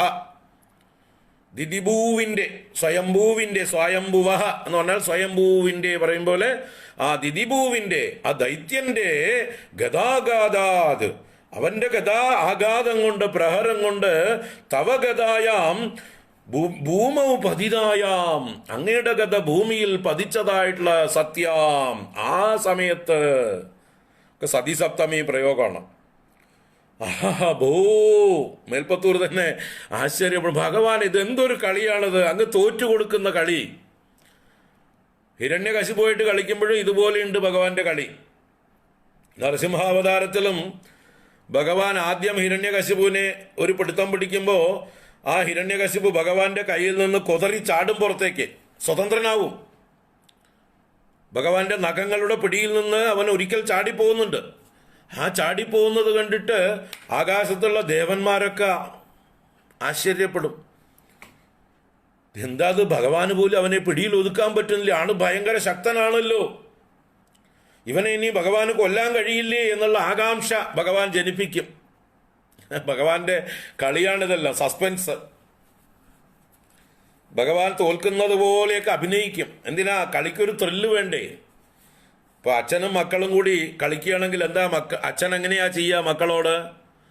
അച്ഛൻ തന്നെ നല്ല കളിയും കളിച്ച് ജയിച്ചുകൊണ്ടിരുന്നാൽ കുട്ടികൾ കളി നിർത്തി ഓടിപ്പോവും, മതി എന്ന് പറയും. കുട്ടികൾക്ക് ബോറടിക്കും. അപ്പോൾ എന്ത് ചെയ്യും? അച്ഛന്മാർ കുട്ടികളോട് കളിക്കുമ്പോൾ തോറ്റു കൊടുക്കും. അതുപോലെയുള്ളൂ ഭഗവാന്റെ തോൽവി. പക്ഷെ മൂഢന്മാർക്കുണ്ടോ അറിയണു? ഇത് അതുപോലെ നോക്കിക്കാണണം നമ്മൾ. ഭഗവാന്റെ തോൽവി എന്ന് പറഞ്ഞാൽ ഭഗവാൻ തൻ്റെ ഭൃത്യനായിട്ടുള്ള ആ വിജയനെ ജയിക്കാൻ അനുവദിക്കുകയാണ്. പോട്ടെ പാവം, അവനും ജയിച്ചു എന്ന് സന്തോഷിക്കട്ടെ, അവന് സന്തോഷം കൊടുക്കാം എന്ന് വിചാരിച്ചുകൊണ്ട് ഭഗവാൻ തോറ്റുകൊടുക്കുന്നതാണ് ഇവിടെ. അച്ഛൻ മകന്റെ മുമ്പിൽ തോറ്റുകൊടുക്കും പോലെ, മുതിർന്നവർ താഴ്ന്നവർക്ക് തോറ്റുകൊടുക്കുന്നത് പോലെ. കളിയിൽ അങ്ങനെയൊക്കെ വേണം ഒരു രസത്തിന്, ആ കളിയുടെ സസ്പെൻസും ത്രില്ലും ഒക്കെ നിലനിർത്താൻ. അല്ലെങ്കിൽ ഏകപക്ഷീയമായിട്ട് ഗോൾ അടിച്ചുകൊണ്ടേയിരിക്കുക, 90 മിനിറ്റ് ആകുമ്പോഴേക്കും 95 ഗോളും അടിച്ചിട്ട് ഒരു ടീം ജയിച്ചു പോയാൽ എന്ത് കളി? അപ്പോൾ കളിയിൽ ഇത്തിരി ത്രില്ലൊക്കെ വേണം, ഒരു സസ്പെൻസൊക്കെ വേണം. തൻ്റെ എതിരാളി തനിക്ക് തുല്യം തന്നെയാണെന്ന് മറ്റുള്ളവർക്ക് തോന്നിപ്പിക്കണം, തനിക്ക് അത്രയൊന്നും ഇല്ലെങ്കിലും. അപ്പോൾ ഭഗവാൻ തൻ്റെ ഗദയെ കയ്യിൽ നിന്ന് വിട്ടു. അതാണ് അവിടെ ഉണ്ടായത്. ആ അവന്റെ ഗദാപ്രഹരം കൊണ്ട് ഭഗവാന്റെ ഗദ ഭൂമിയിൽ വീണു. അതാണ് ഗദോന്മർദ്ദേ തസ്മിൻ തവ ഖലു ഗദായാം ദിദിഭുവോ ഗദാഗാദാത് ഭൂമൗ ഝടിതി പതിതായാം അഹബോ. അയ്യോ ആശ്ചര്യം ഗുരുവായൂരപ്പ, ഇതെന്താ ഇത്? അപ്പോഴോ ഭഗവാൻ എന്താ ചെയ്ത്? ഭഗവാൻ പേടിച്ചു വിറച്ചോ? അവിടുന്ന് ഓടിപ്പോയോ? കരഞ്ഞോ? എന്തെങ്കിലും ചെയ്തോ? മൃദുസ്മേരാസ്യസ്ത്വം. മേൽപ്പത്തൂർ ഇവിടുന്ന് കാണുന്നുണ്ട്. എങ്ങനെ? മൃദുസ്മേരാസ്യസ്ത്വം ത്വം മൃദുസ്മേരാസ്യ. നല്ല മൃദുവായിട്ട് സ്മേരം, മന്ദഹാസത്തോടു കൂടി നിൽക്കുകയാണ് ഭഗവാൻ. നിരായുധനായിട്ട് നിൽക്കുമ്പോഴും ഭഗവാന്റെ ചിരിക്കൊരു കുറവില്ല എന്ന് പറയുക. മൃദുസ്മേരാസ്യസ്ത്വം, ഭഗവാൻ ചിരിച്ചുകൊണ്ട് നിൽക്കുന്നു. മൃദുവായ സ്മേരാസ്യനായ അങ്ങ് പിന്നെന്ത് ചെയ്തു? അങ്ങയുടെ അടുത്ത ബ്രഹ്മാസ്ത്രം എന്താണത്? ധനുജകുല നിർമൂലന ചണം മഹാചക്രം സ്മൃത്വാ. ധനുജകുല നിർമൂലന ചണം മഹാചക്രം. ഭഗവാന്റെ കയ്യിലുള്ള ചക്രം ഏതാണ്? സുദർശനം. ആ ചക്രത്തെ സ്മരിച്ചു എന്നാ പറയണം. ചക്രത്തെ സ്മരിച്ചപ്പോഴേക്കും ചക്രായുധം ഭഗവാന്റെ കയ്യിലെത്തി. അതെങ്ങനെയുള്ളതാണ്? ധനുജകുല നിർമൂലന ചണം മഹാചക്രം. ആ ചക്രത്തെ വിശേഷിപ്പിച്ചതാണ് ധനുജകുല നിർമൂലന ചണം. ധനുജകുലങ്ങളെ, അസുരകുലങ്ങളെ നിർമൂലനം ചെയ്യുന്നതിൽ ചണം. ചണം എന്ന് പറഞ്ഞാൽ സമർത്ഥം എന്നർത്ഥമാണ്. നല്ല സാമർഥ്യമുള്ളത്, സ്മാർട്ടായിരിക്കുന്നത്, എക്സ്പേർട്ടായിരിക്കുന്നത് എന്നൊക്കെ അർത്ഥം. ഏതൊരു സുദർശനത്തിനാണോ എത്രയോ ദൈത്യന്മാരെ കൊന്ന് പരിചയമുള്ളത്, നല്ല എക്സ്പീരിയൻസ് ഉള്ളത്, ആ സുദർശനത്തെ സ്മരിച്ചു അങ്ങ്. ധനുജകുല നിർമൂലന ചണം മഹാചക്രം. ആ മഹാചക്രം എന്ന സുദർശന ചക്രത്തെ സ്മൃത്വ, അതിനെ സ്മരിച്ചപ്പോൾ കരഭുവി ദധാനോ രുരുചിഷേ. കരഭുവി, അങ്ങയുടെ കരഭൂവിൽ എന്ന് പറഞ്ഞാൽ അങ്ങയുടെ കരതലത്തിൽ ദദാനഹ, ധരിക്കുന്നവനായിട്ട്. അപ്പൊ ഭഗവാന്റെ ആ ഹോളി ഡിസ്ക് ഭഗവാന്റെ കയ്യിലെത്തി. ഇനി ഡിസ്കസ് ത്രോ കളിക്കാൻ തീരുമാനിച്ചു. ഹാമർ ത്രോ മതിയാക്കി ഭഗവാൻ. അങ്ങനെ ഭഗവാന്റെ കയ്യിൽ ഡിസ്കസ് എത്തി. കരഭുവി ദദാനോ രുരുചിഷേ. രുരുചിഷേ, അങ്ങ് രോചിച്ചു, അങ്ങ് പ്രകാശിച്ചു, അങ്ങ് ശോഭിച്ചു. ആ സൂര്യ തേജസ്സുള്ളതായിട്ടുള്ള ആ സുദർശനം അങ്ങയുടെ കയ്യില് അങ്ങയെ കൂടുതൽ ഉജ്ജ്വലിപ്പിച്ചു, അങ്ങ് പ്രകാശിച്ചു. ആ മന്ദഹാസസ്മേര വദനനായി കയ്യിൽ സുദർശനവുമായി നിൽക്കുന്ന വരാഹമൂർത്തിയുടെ ആ ഒരു ചിത്രം നമ്മുടെ ഉള്ളിലൊക്കെ തെളിഞ്ഞു പ്രകാശിക്കട്ടെ. ഭഗവാൻ ഇങ്ങനെ ചിരിച്ചുകൊണ്ട് സന്തോഷത്തോടുകൂടി തന്റെ ഭൃത്യനായ ദൈത്യനോട് കളിക്കുന്നതായിട്ടൊരു രംഗം. മൃദുസ്മേരാസ്യസ്ത്വം ധനുജകുല നിർമൂലന ചണം മഹാചക്രം സ്മൃത്വാ കരഭുവി ദധാനോ രുരുചിഷേ. ത്വം രുരുചിഷേ, അങ്ങ് രോചിച്ചു, അങ്ങ് പ്രകാശിച്ചു, അങ്ങ് അവിടെ നിന്ന് വിലസി. അപ്പോ എന്താ പറയുക, കളിയിൽ അടവുകൾ മാറ്റില്ലേ? ഫുട്ബോൾ കളിക്കാരാണെങ്കിലും ക്രിക്കറ്റ് കളിക്കാരാണെങ്കിലും ടെന്നീസ് കളിക്കാരാണെങ്കിലും അല്ലെ, കളി തോൽക്കണമെന്ന് തോന്നി അവരുടെ പുതിയ പുതിയ നമ്പറുകളൊക്കെ എടുക്കാൻ തുടങ്ങും, എയ്സ് പ്രയോഗിക്കാൻ തുടങ്ങും. ടെന്നീസ് കളിക്കാര് തിരിച്ച് അടിക്കാൻ പറ്റാത്തതായിട്ടുള്ള സർവീസിനാണ് എയ്സ് എന്ന് പറയുന്നത്. ആ എയ്സ് പ്രയോഗിച്ചാൽ അത് ബ്രഹ്മാസ്ത്രമാണ് ടെന്നീസിൽ. ക്രിക്കറ്റിൽ നല്ല യോർക്കറുകൾ ബൗൾ ചെയ്യുന്നത് പോലെ ഫുട്ബോളിൽ ഏതൊക്കെ രീതിയിലുള്ളതായിട്ടുള്ള കിക്കുകളുണ്ടോ, ബനാന കിക്ക് അല്ലെങ്കിൽ പലതരത്തിലുള്ളതായിട്ടുള്ള റിവോൾവിങ് കിക്കുകളൊക്കെ ഉണ്ട്, അതൊക്കെ എടുക്കുന്നത് പോലെ ഓരോ കളിയിലുണ്ടല്ലോ ബ്രഹ്മാസ്ത്രങ്ങൾ. അതുപോലെ ഇവിടെ ഈ കളിയിലും ഭഗവാൻ തന്റെ ധനുജകുല നിർമൂലന ചണം മഹാചക്രം സ്മൃത്വ കരഭുവി ദധാനോ രുരുചിഷേ. ആ തന്റെ കയ്യിൽ ആ ഡിസ്കസുമായിട്ട് ഭഗവാൻ നിന്നു, ശോഭിച്ചു. കളി തുടരുകയാണ്. തദശൂലം കാലപ്രതിമ ഋഷി ദൈത്യേ വിസൃജതി ത്വയി ചിന്തത്യേന കരകലിത ചക്ര പ്രഹരണാത് സമാരുഷ്ടോ മുഷ്ട്യാ സകലു വിദുതൻ ത്വാം സമതനോത് ഗളന്മായേ മായാ ത്വയി കില ജഗന്മോഹനകരേ. തദശൂലം കാലപ്രതിമ ഋഷി ദൈത്യേ വിസൃജതി ത്വയി ചിന്തത്യേന കരകലിത ചക്ര പ്രഹരണാത് സമാരുഷ്ടോ മുഷ്ട്യാ സകലു വിദുതൻ ത്വാം സമതനോത് ഗളന്മായേ മായാ ത്വയി കില ജഗന്മോഹനകരീ. അപ്പൊ ഭഗവാൻ ആയുധം മാറ്റിയപ്പോ അവനും ആയുധം മാറ്റി അല്ലെ. ഭഗവാന്റെ ഗത വീണുപോയി. ഭഗവാൻ സുദർശനം എടുത്തപ്പോൾ അവൻ അവൻ്റെ ഗദയെ കളഞ്ഞിട്ട് ഒരു ശൂലം എടുത്തു. അതാണ് തതഹ അനന്തരം ശൂലം. എങ്ങനെയുള്ള ശൂലം?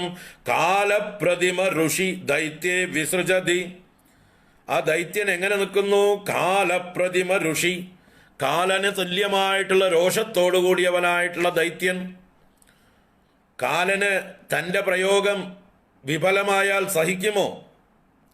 ഇപ്പൊ യമൻ നമ്മളെ പിടിക്കാൻ വരുമ്പോൾ നമ്മൾ യമന്റെ കയ്യിൽ നിന്ന് തപ്പിച്ചാൽ യമന് സഹിക്കുമോ? കാരണം അദ്ദേഹത്തിന് ഒരിക്കലും അദ്ദേഹത്തിന്റെ ഫസ്റ്റ് അറ്റംപ്റ്റിൽ തന്നെ അദ്ദേഹം കാര്യം നടത്തുന്ന ആളാണ്. അദ്ദേഹത്തിനൊരു സെക്കൻഡ് അറ്റംപ്റ്റ് വേണ്ടി വരാറില്ല. അതാണ് കാലന്റെ പ്രവൃത്തി. ടൈമിംഗ് ആണ് അദ്ദേഹത്തിന്റെ. കൃത്യമായിട്ടുള്ള സമയത്ത് അദ്ദേഹം പ്രയോഗിക്കും. അപ്പോൾ ഒരിക്കലും പരാജയപ്പെടാത്ത ശക്തിയുള്ളവനാണ് കാലൻ. ആ കാലൻ ഒരിക്കൽ പരാജയപ്പെട്ടാൽ അദ്ദേഹത്തിന്റെ ക്രോധം എങ്ങനെയായിരിക്കും? അതുപോലെ കാലനെ പോലെ ക്രോധിച്ചു നിൽക്കുന്നവനായ ദൈത്യൻ ശൂലം വിസൃജതി സതി. ആ ശൂലത്തെ ഭഗവാന്റെ നേരെ വിസർജിക്കുമ്പോൾ, എന്ന് പറഞ്ഞാൽ ഭഗവാന് നേരെ പ്രക്ഷേപിക്കുമ്പോൾ, തദശൂലം കാലപ്രതിമ ഋഷി ദൈത്യേ വിസൃജതി. ഇവിടെ സതി സപ്തമിയാണ്. കാലപ്രതിമ ഋഷി ദൈത്യേ ശൂലം വിസർജതി സതി. കാലപ്രതിമനായിട്ട്, രോഷത്തോടു കൂടിയവനായിട്ട്, കാലതുല്യനായി കോപിച്ചു നിൽക്കുന്നവനായ ദൈത്യൻ ശൂലത്തെ അങ്ങയുടെ നേരെ പ്രയോഗിച്ചപ്പോൾ ത്വയി ചിന്തതി ഏനത്, ത്വയി ചിന്തതി സതി. ഏനത്, ഏനത് എന്ന് പറഞ്ഞാൽ അതിനെ, ആ ശൂലത്തെ, ത്വയി ചിന്തതി സതി, അങ്ങ് ഛേദിച്ചു കളഞ്ഞു. എങ്ങനെ? കരകലിത ചക്രപ്രഹരണാത്, കയ്യിൽ ചേർന്നിരുന്നതായിട്ടുള്ള ചക്രം ആ ശൂലത്തിന്റെ നേരെ പ്രഹരിച്ചു. ഇപ്പൊ ഭഗവാന്റെ കയ്യിലുണ്ടായിരുന്ന ചക്രം കൊണ്ട് ശൂലത്തിന് നേരെ പ്രയോഗിച്ചുകൊണ്ട് ആ ശൂലത്തെ ഛേദിച്ചു കളഞ്ഞു ഭഗവാൻ. ത്വയി ചിന്തത്യേന കരകലിത ചക്രപ്രഹരണാത്. അങ്ങനെ തന്റെ ആയുധം വിഫലമായപ്പോൾ ഒന്നുകൂടെ കോപിച്ചു. ആര്? സമാരുഷ്ട, സമാരുഷ്ടനായിട്ട്, സമ്യക് ആരുഷ്ടനായിട്ട്, വർദ്ധിച്ച രോഷത്തോടു കൂടിയവനായ ആ ദൈത്യൻ മുഷ്ട്യ, തന്റെ കൈമുഷ്ടികളെ കൊണ്ട്, ആയുധങ്ങളൊന്നും വേണ്ട, ഒലയ്ക്ക പോലെയുള്ള അവന്റെ കൈമുഷ്ടികളെ കൊണ്ട്, മുഷ്ട്യ സകലു വിദുതൻ ത്വാം സമതനോത്, അവൻ അങ്ങയെ ത്വാം വിതുതൻ, വിതുതൻ എന്ന് പറഞ്ഞാൽ തുതിക്കുക, തുതനം ചെയ്യുക എന്ന് പറഞ്ഞാൽ വേദനിപ്പിക്കുക. അപ്പൊ അങ്ങയെ മുഷ്ടി ചുരുട്ടി ഇടിച്ച് വല്ലാതെ വേദനപ്പെടുത്തി. സമാരുഷ്ട ത്വാം മുഷ്ട്യാ വിതുതൻ. പിന്നെന്ത് ചെയ്തു? സമതനോത്, മായാഹ സമതനോത് എന്നാണ്. മായകളെ സന്താനം ചെയ്തു, വിസ്തരിച്ചു. സമ്യക്കായി ആതനോത് എന്നാണ്. തനു വിസ്താരെ, മായാപ്രയോഗങ്ങളെ വിസ്തരിച്ച് ചെയ്തു. ആരുടെ നേരെ? ഗളന്മായേ ത്വയി. ഗളന്മായേ എന്ന് പറഞ്ഞാല് ആരുടെ അടുത്തേക്ക് മായ അടുക്കില്ലയോ, ആരുടെ അടുത്തേക്ക് മായയ്ക്ക് പ്രവേശനമില്ലയോ, മായ ഗളിക്കും. ഭഗവാന്റെ അടുത്തെത്തിയാൽ മായയ്ക്ക് തിരിച്ചു പോകേണ്ടി വരും. മായ ഒരിക്കലും ബാധിക്കാൻ പറ്റില്ല. ഇരുട്ടിന് പ്രകാശത്തെ ബാധിക്കാൻ പറ്റുമോ? ഇരുട്ടിന് വെളിച്ചത്തെ ബാധിക്കാൻ പറ്റുമോ? അതുപോലെ ഭഗവാന്റെ അടുത്തേക്ക് ഒരു മായയും ഏശുകയില്ല. അങ്ങനെ മായ ഏശാത്തവനായ അങ്ങയുടെ നേർക്ക്, മായാനാഥനായ അങ്ങയുടെ നേർക്ക് ഇവൻ എന്ത് ചെയ്തു? ജഗന്മോഹനകരീഹി മായാഹ സമതനോത് കില. ജഗന്മോഹനകരികളായ മായകളെ അങ്ങയുടെ നേർക്ക് പ്രയോഗിച്ചു അത്രേ. മായാനാഥനായ അങ്ങയുടെ നേർക്ക് ഇവൻ അവന്റെ മായകളെ പ്രയോഗിച്ചു. ഏതുപോലെ? കൊല്ലന്റെ അലയിൽ സൂചി വിൽക്കാൻ പോയ പോലെ, അല്ലേ? ഭഗവാനാണ് ഈ ലോകത്തിന്റെ മൊത്തം മായാവി. തന്റെ മായ കൊണ്ടാണ് ഈ പ്രപഞ്ചത്തെ മൊത്തം സൃഷ്ടിച്ചിരിക്കുന്നത്. ആ ഭഗവാന്റെ അടുത്ത് നിസ്സാരമായിട്ടൊരു മായയുമായിട്ട് ഭഗവാനെ കീഴ്പ്പെടുത്താൻ ചെന്നിരിക്കുകയാണ്. അതാണ് ഇവിടെ പറഞ്ഞത്, ഗളന്മായേ ത്വയി സഹ ജഗന്മോഹനകരീഹി മായാഹ സമതനോത്. അവന്റെ മായകൾ വേണമെങ്കിൽ ജഗത്തിനെയൊക്കെ മോഹിപ്പിക്കുന്നതായിരിക്കും. മറ്റുള്ളവരൊക്കെ ഭ്രമിച്ചു എന്ന് വരും, ദേവന്മാരും ഭ്രമിച്ചു എന്ന് വരും, മറ്റുള്ളവരൊക്കെ ഭ്രമിച്ചു എന്ന് വരും. പക്ഷെ അങ്ങയെ ബാധിക്കുകയില്ല ഒരിക്കലും, അല്ലേ? മേഘങ്ങൾക്ക് വേണമെങ്കിൽ ഭൂമിയിലുള്ള ആളുകളെയൊക്കെ മറയ്ക്കാം, ഇരുട്ടാക്കാം. സൂര്യനെ മറയ്ക്കാൻ മേഘങ്ങൾക്കാവില്ല.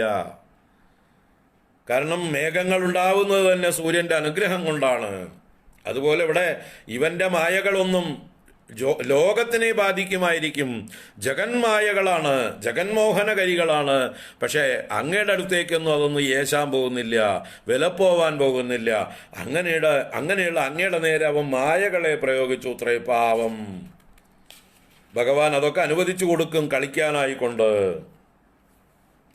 തദശൂലം കാലപ്രതിമ ഋഷി ദൈത്യേ വിസൃജതി ത്വയി ചിന്തത്യേനത്കരകലിത ചക്രപ്രഹരണാത് സമാരുഷ്ടോ മുഷ്ട്യാ സകലു വിദുധൻ ത്വാം സമതനോദ് ഗളന്മായേ മായാഃ ത്വയി കില ജഗന്മോഹനകരീഃ ഭവച്ചക്രജ്യോതിഷ്കണലവ നിപാതേന വിദുദേ തതോ മായാചക്രേ വിതത ഘനരോഷാന്ത മനസം ഗരിഷ്ഠാഭിർ മുഷ്ടിപ്രഹൃതിഭിർ അഭിഘ്നന്ദമസുരം സ്വപാദാങ്കുഷ്ടേന ശ്രവണപദമൂലേ നിരവധീഃ ഭവച്ചക്രജ്യോതിഷ്കണലവ നിപാതേന വിദുദേ തതോ മായാചക്രേ വിതത ഘനരോഷാന്ത മനസം ഗരിഷ്ഠാഭിർമുഷ്ടിപ്രഹൃതിഭിരഭ അഭിഘ്നന്ദമസുരം സ്വപാദാങ്കുഷ്ടേന ശ്രവണപദമൂലേ നിരവധീഃ. അപ്പൊ ഇവൻ മായകളെ പ്രയോഗിച്ചപ്പോൾ ആ മായ വല്ലതും ഭഗവാന്റെ അടുത്തേക്ക് വരുമോ? എന്തു സംഭവിച്ചു മായയ്ക്ക്? ഭവചക്രജ്യോതിഷ്കണലവ നിപാതേന വിദുദേ തതോ മായാചക്രേ. അവന്റെ മായാചക്രം, മായാചക്രം എന്നാൽ മായയുടെ കൂട്ടം, മായകളെല്ലാം, അസുരന്റെ മായകളെല്ലാം, ആ മായാ സമൂഹങ്ങളെല്ലാം, ചക്രം എന്നാൽ സമൂഹം, കൂട്ടം എന്നൊക്കെ അർത്ഥം. ആ മായാക്കൂട്ടങ്ങളെല്ലാം എന്തുപറ്റി? ഭവൽ ചക്രജ്യോതിഷ്കണലവ നിപാതേന വിദുദേ സതി. അങ്ങയുടെ ഭവാന്റെ ചക്രത്തിന്റെ, സുദർശന ചക്രത്തിന്റെ ജ്യോതിസിന്റെ കണലവ നിപാതേന, ആ സൂര്യ തേജസ്സോടെ പ്രകാശിച്ചു കൊണ്ടിരിക്കുന്ന ആ സുദർശന ചക്രത്തിന്റെ കണലവ നിപാതേന, ചെറിയൊരു പ്രകാശ കിരണം കൊണ്ട് തന്നെ അവന്റെ മായകളെല്ലാം വിദുദേ സതി, വിശേഷേണ ധൂനനം ചെയ്യപ്പെട്ടപ്പോൾ, അകറ്റിക്കളയപ്പെട്ടപ്പോൾ, പറന്നു പോയപ്പോൾ, നശിപ്പിച്ചപ്പോൾ എന്നൊക്കെ അർത്ഥം. വിദുദേ, വിദുദേ സതി. സതി സപ്തമിയാണ്. തുടർച്ചയായിട്ട് സതിസപ്തമി എന്ന പ്രയോഗം മേൽപ്പത്തൂർ പ്രയോഗിച്ചുകൊണ്ടേയിരിക്കണം. അദ്ദേഹത്തിന്റെ ആ ഒരു എന്താ പറയുക, വ്യാകരണ സാമർഥ്യമാണ് ഇതൊക്കെ. വ്യാകരണ പണ്ഡിതനാണ് അദ്ദേഹം. അതിൻ്റെ ആ ഒരു പ്രകടനങ്ങളൊക്കെ ഇതിൽ കാണാം. അതും അദ്ദേഹം സംസ്കൃത ഭാഷയെ വല്ല മലയാളം പോലെയാണ് ഒഴുക്കിക്കൊണ്ടിരിക്കുന്നത്. ഇത് ശുദ്ധ മലയാള ഭാഷ തന്നെയാണ്. ആ മലയാളത്തിൻ്റെ ശൈലിയിലാണ് അതിൻ്റെ അന്വയ പ്രയോഗം, അതിൻ്റെ ഒഴുക്ക്. യാതൊരു സംശയമില്ല. അത് രണ്ടും ആസ്വദിക്കാൻ അറിയുന്നവർക്ക് അത് മലയാളം പോലെ തന്നെയാണ്. മേൽപ്പത്തൂരിൻ്റെ ഒരു സാമർഥ്യം തന്നെയാണ് ഈ സംസ്കൃത ഭാഷയെ ഇങ്ങനെ വെള്ളം പോലെ ആക്കിയെടുക്കാൻ. അദ്ദേഹത്തിൻ്റെ കയ്യിൽ ആ സംസ്കൃത ഭാഷ ഇങ്ങനെ ഉരുകി ഒലിക്കുകയാണ്. ആ ഒരു എക്സ്പീരിയൻസ്, ആ എക്സ്പെർട്ടൈസ്, അതിൻ്റെ മുമ്പിൽ സംസ്കൃത ഭാഷ ഒന്നുമല്ല, സിമ്പിളായിട്ട് ഒഴുകണമെന്നർത്ഥം, ഒരു പ്രവാഹമായിട്ട്. ആ ഒരു പ്രയോഗങ്ങളാണ് ഇതിൽ ആസ്വദിക്കാനുള്ളത്. അപ്പോൾ വലിയ വലിയ ദീർഘപദങ്ങളാണെങ്കിലും അതൊന്നും നമുക്ക് അങ്ങനെ തോന്നുന്നില്ല. അതിൻ്റെ അർത്ഥം മനസ്സിലാക്കിക്കൊണ്ട് വായിക്കുമ്പോൾ വളരെ സിമ്പിളായിട്ടാ അനുഭവം. ഭവചക്രജ്യോതിഷ്കണലവ നിപാതേന വിദുദേ തതോ മായാചക്രേ. അവന്റെ മായാചക്രങ്ങൾ, മായാസമൂഹങ്ങൾ അങ്ങയുടെ കയ്യിലുള്ള ചക്രത്തിന്റെ, സുദർശനം എന്ന ചക്രത്തിന്റെ ജ്യോതിഷ്കണങ്ങളുടെ ലവം കൊണ്ട് തന്നെ നശിപ്പിക്കപ്പെട്ടപ്പോൾ, അല്ലേ, അതും ഒരു ചക്രം, ഇതും ഒരു ചക്രം. അവന്റെ കയ്യിലുള്ള മായാചക്രങ്ങൾ, ഭഗവാന്റെ കയ്യിലുള്ള സുദർശന ചക്രങ്ങൾ, ഇത് തമ്മിലൊരു മത്സരമാണ്, അല്ലേ? ഭഗവാന്റെ കയ്യിലുള്ള സുദർശന ചക്രവും അവൻ്റെ കയ്യിലുള്ള മായാചക്രങ്ങളും തമ്മിലുള്ളതായിട്ടുള്ളൊരു കളി. ഈ സുദർശന ചക്രത്തിൻ്റെ മുമ്പിൽ അവൻ്റെ മായാചക്രങ്ങളൊക്കെ നിസാരമായി നശിച്ചുപോയി, മടങ്ങിപ്പോയി, വന്നപാടെ മടങ്ങിപ്പോയി. അങ്ങനെ തതഹ അപ്പോൾ എന്തുണ്ടായി? വിതത ഘനരോഷാന്ത മനസം. ആ അസുരനെ വർണ്ണിച്ചതാണ്. വിതത ഘനരോഷാന്ത മനസം.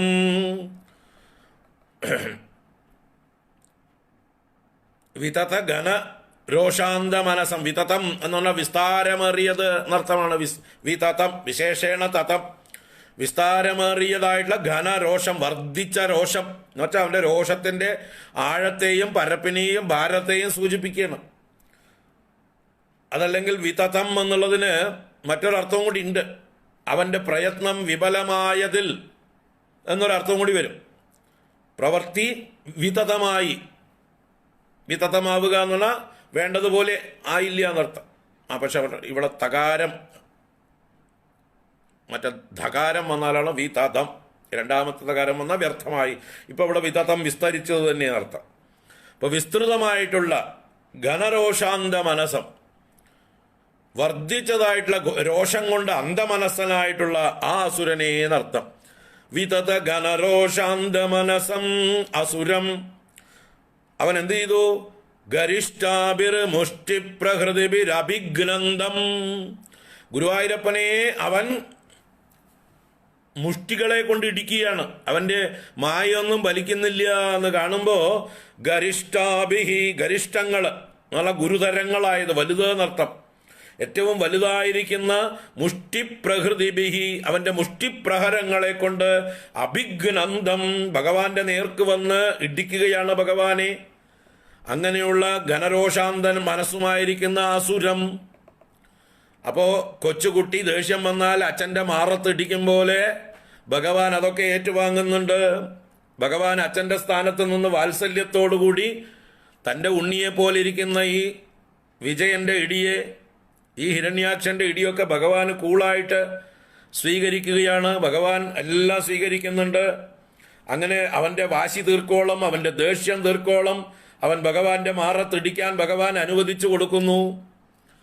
അതാണ് ഇവിടുത്തെ കാണേണ്ടത്. അവൻ്റെ വാസന തീർക്കണ്ടേ, അവനെ വേഗം തൻ്റെ അടുത്തേക്ക് കൊണ്ടുപോകണ്ടേ. എവിടേക്ക്? വൈകുണ്ഠത്തിലേക്ക്.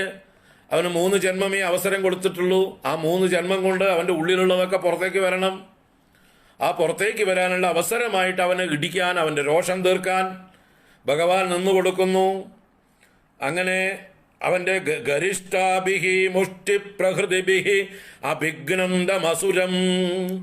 പിന്നെ ഭഗവാൻ കളി മതിയാക്കാൻ തീരുമാനിച്ചു. മതി, ഈ ജന്മത്തിൽ ഇത്ര കളിച്ചാൽ മതി, ഇനി നാളെ നോക്കാൻ കളി എന്ന് പറയും പോലെ അടുത്ത ജന്മത്തിൽ നോക്കാം, ഇനി രാവണനായിട്ട് വാ, അപ്പൊ നമുക്ക് കളിക്കാം. രാമരാവണയോർ യുദ്ധം രാമരാവണയോരിവ. രാമരാവണ യുദ്ധം രാമരാവണ യുദ്ധത്തിന് മാത്രം സമാനം എന്ന് ലോകം എഴുതി, കവികൾ എഴുതി പാടും. അതിനും ഒരവസരം വേണ്ട. ഇപ്പൊ തന്നെ എല്ലാം തീർത്താൽ രാവണൻ മോശക്കാരനായി പോവില്ലേ? അപ്പൊ കുറച്ച് ആയുധങ്ങളൊക്കെ അവിടെ ഇരിക്കട്ടെ, അടുത്ത ജന്മത്തിൽ നോക്കാം എന്ന് പറയും പോലെ ഭഗവാൻ അവസരം, നല്ലോണം കളിക്കാൻ അവസരം കൊടുത്തു. ഇനി അടുത്ത കളിയിൽ കാണാമെന്ന് പറയും പോലെ ഭഗവാൻ നിർത്താൻ തീരുമാനിച്ചു. അതാണ് ഇവൻ കുറെ ഇടി കഴിഞ്ഞപ്പോൾ ഭഗവാൻ തീരുമാനിച്ചു. സ്വപാദാങ്കുഷ്ടേന ശ്രവണപദമൂലേ നിരവധീഹി.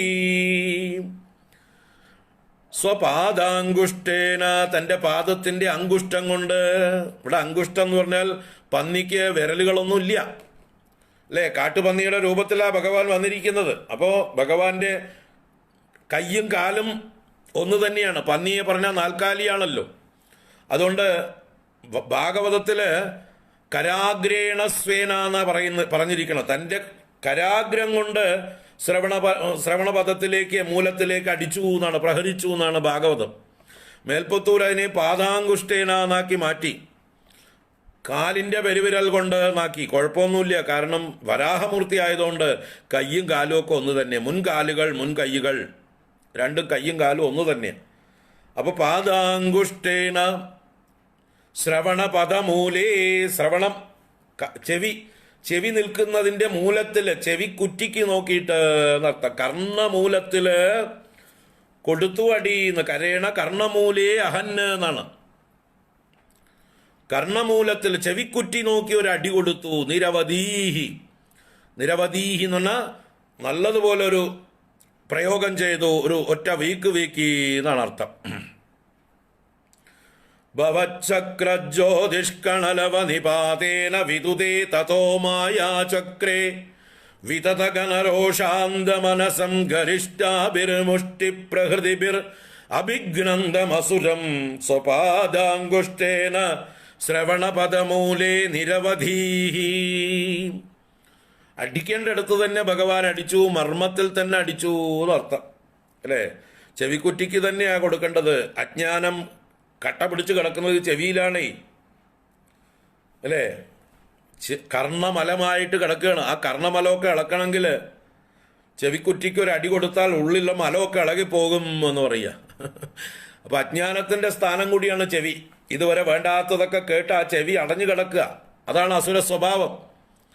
അപ്പൊ കർണമൂലത്തിൽ കൊടുത്തു എന്ന് പറഞ്ഞാൽ അവന്റെ ഉള്ളിലുള്ള അജ്ഞാനത്തിനൊരു പ്രഹരം കൊടുത്തു ഭഗവാന്റെ കൈകളെ കൊണ്ട് എന്ന് തന്നെയാണ് അതിന്റെ തത്വം. അപ്പൊ എന്തായാലും കരാഗ്രം കൊണ്ടാണെങ്കിലും പാദാഗ്രം കൊണ്ടാണെങ്കിലും ഭഗവാൻ ഒരു പ്രഹരം ചെയ്തു അവന്റെ കർണമൂലത്തില്. മഹാകായ സോയം തവ ചരണപാദ പ്രമഥിതോ ഗളദ്രക്തോ വക്ത്രാദ് അപദത് ഋഷിഭിശ്ലാഘിതഹതിഃ തദാ ത്വാമുദ്ദാമ പ്രമദഭരവിദ്യോതിഹൃദയാഃ മുനീന്ദ്രാ സാന്ദ്രാഭിസ്തുതിഭിരനുവൻ അദ്വരതനും.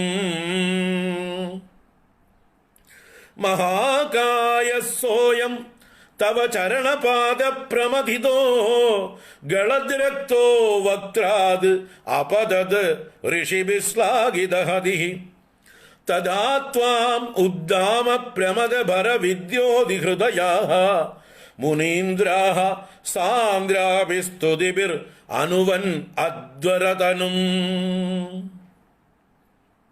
മഹാകായ സോയം സഹ അയം മഹാകായ. ആ അവൻ ആരാണവൻ? മഹാകായൻ, വലിയ ശരീരത്തോടു കൂടിയതായിട്ടുള്ള പർവ്വതം പോലെയുള്ള ശരീരത്തോടു കൂടിയവനായിട്ടുള്ള ആ ഹിരണ്യാക്ഷൻ മോശക്കാരനല്ല. മഹാകായൻ, വലിയ ശരീരത്തോടു കൂടിയതായിട്ടുള്ള ഹിരണ്യാക്ഷൻ. സോയം മഹാകായ തവ ചരണപാദ പ്രമദിതഃ. അങ്ങയുടെ ചരണപാദം കൊണ്ട്, അങ്ങയുടെ ചരണം കൊണ്ടുള്ള, അങ്ങയുടെ പാദം കൊണ്ടുള്ളതായിട്ടുള്ള പാദം എന്ന് പറഞ്ഞാൽ പ്രഹരം. ആ പ്രഹരം കൊണ്ട് പ്രമദിതഃ, പ്രമദിതഃ പ്രകർഷേണ മദിതഃ, മഥനം ചെയ്യപ്പെട്ടു. തൈര് കടയും പോലെ അടിച്ചോട്ടക്കപ്പെട്ടു അല്ലേ. തക്കാളി ഉടയ്ക്കും പോലെ, മുട്ടായി ഉടയ്ക്കും പോലെയൊക്കെ അവൻ ചതയ്ക്കപ്പെട്ടു, മഥനം ചെയ്യപ്പെട്ടു എന്നർത്ഥം. അടി കൊണ്ടതും അവൻ മഥനം ചെയ്യപ്പെട്ടു. മദിതഃ പ്രമദിതഃ തവ ചരണപാദ പ്രമദിതഃ. ചതഞ്ഞരഞ്ഞവനായി ഭഗവാന്റെ കൈകൊണ്ടുള്ള അടി കൊണ്ടതായിട്ടുള്ള സമയത്ത്. ഗളദ്രക്തോ വക്ത്രാദ്, വക്ത്രാദ് അവന്റെ വായിൽ നിന്ന്, ഗളദ് രക്തഃ രക്തം ഗളിക്കുന്നവനായിട്ട്, വായിൽ നിന്ന് രക്തം ഛർദിക്കുന്നവനായിട്ട്. അപദത് ഭൂമിയിൽ പതിച്ചു, രക്തം വമിച്ചുകൊണ്ട്, രക്തം ഛർദിച്ചുകൊണ്ടവൻ ഭൂമിയിലേക്ക് വീണു. ആ സമയത്ത് ഋഷിഭിഹി ശ്ലാഘിതഹതിഃ. ഗുരുവായൂരപ്പ, ആകാശത്തുള്ള ഋഷികളാൽ ശ്ലാഘിക്കപ്പെട്ടു ആ ഹനന പ്രക്രിയ. ഹതിഹി എന്നാൽ ഹനനം. അപ്പോ ഭഗവാൻ ആ ദുഷ്ടനിഗ്രഹം, അസുരനെ കൊന്നതായിട്ടുള്ള ആ പ്രവൃത്തി, ഭഗവാനാൽ ചെയ്യപ്പെട്ടതായിട്ടുള്ള ഹനന പ്രക്രിയ ഋഷിമുനിമാരാൽ ആകാശത്തുനിന്ന് സ്തുതിക്കപ്പെട്ടു, ശ്ലാഘനം ചെയ്യപ്പെട്ടു. ഋഷിഭിശ്ലാഘിതഹതിഃ തദാ ത്വാം ഉദ്ദാമ പ്രമദഭരവിദ്യോതിഹൃദയാഃ മുനീന്ദ്രാഃ സാന്ദ്രാഭിസ്തുതിഭിർ അനുവൻ അദ്വരതനും. അവർ ഭഗവാനെ സ്തുതിച്ചു. ഭേഷ് ഭേഷ്, സാധു സാധു, ഗംഭീരം ഗംഭീരം, ഭഗവാന് ജയ് ജയ് എന്നൊക്കെ വിളിച്ച് അവർ ആദ്യം ഭഗവാനെ പൊതുവായി സ്തുതിച്ചു. അതിനുശേഷം തഥാ അപ്പോൾ തന്നെ ത്വാം അങ്ങയെ ഉദ്ദാമ പ്രമദപര വിദ്യോതി ഹൃദയാഹ മുനീന്ദ്രാഹ മുനീന്ദ്രാഹ ആകാശത്ത് നിൽക്കുന്ന പ്രജാപതിമാരും മുനിമാരുമെല്ലാം ദേവന്മാരുമൊക്കെ തന്നെ എന്ന് പറയാം. അവരുടെ ഉള്ളില് ഉദ്ദാമ അടക്കമില്ലാതെ വർദ്ധിച്ചു വന്നതായിട്ടുള്ള ദാമമില്ലാത്തത് ദമമില്ലാത്തതൊക്കെ ഉദ്ദാമം വർദ്ധിച്ചു വരുന്നതായിട്ടുള്ള പ്രമദഭരം ആനന്ദഭാരം വർദ്ധിച്ച സന്തോഷം അവരുടെ ആഹ്ലാദം.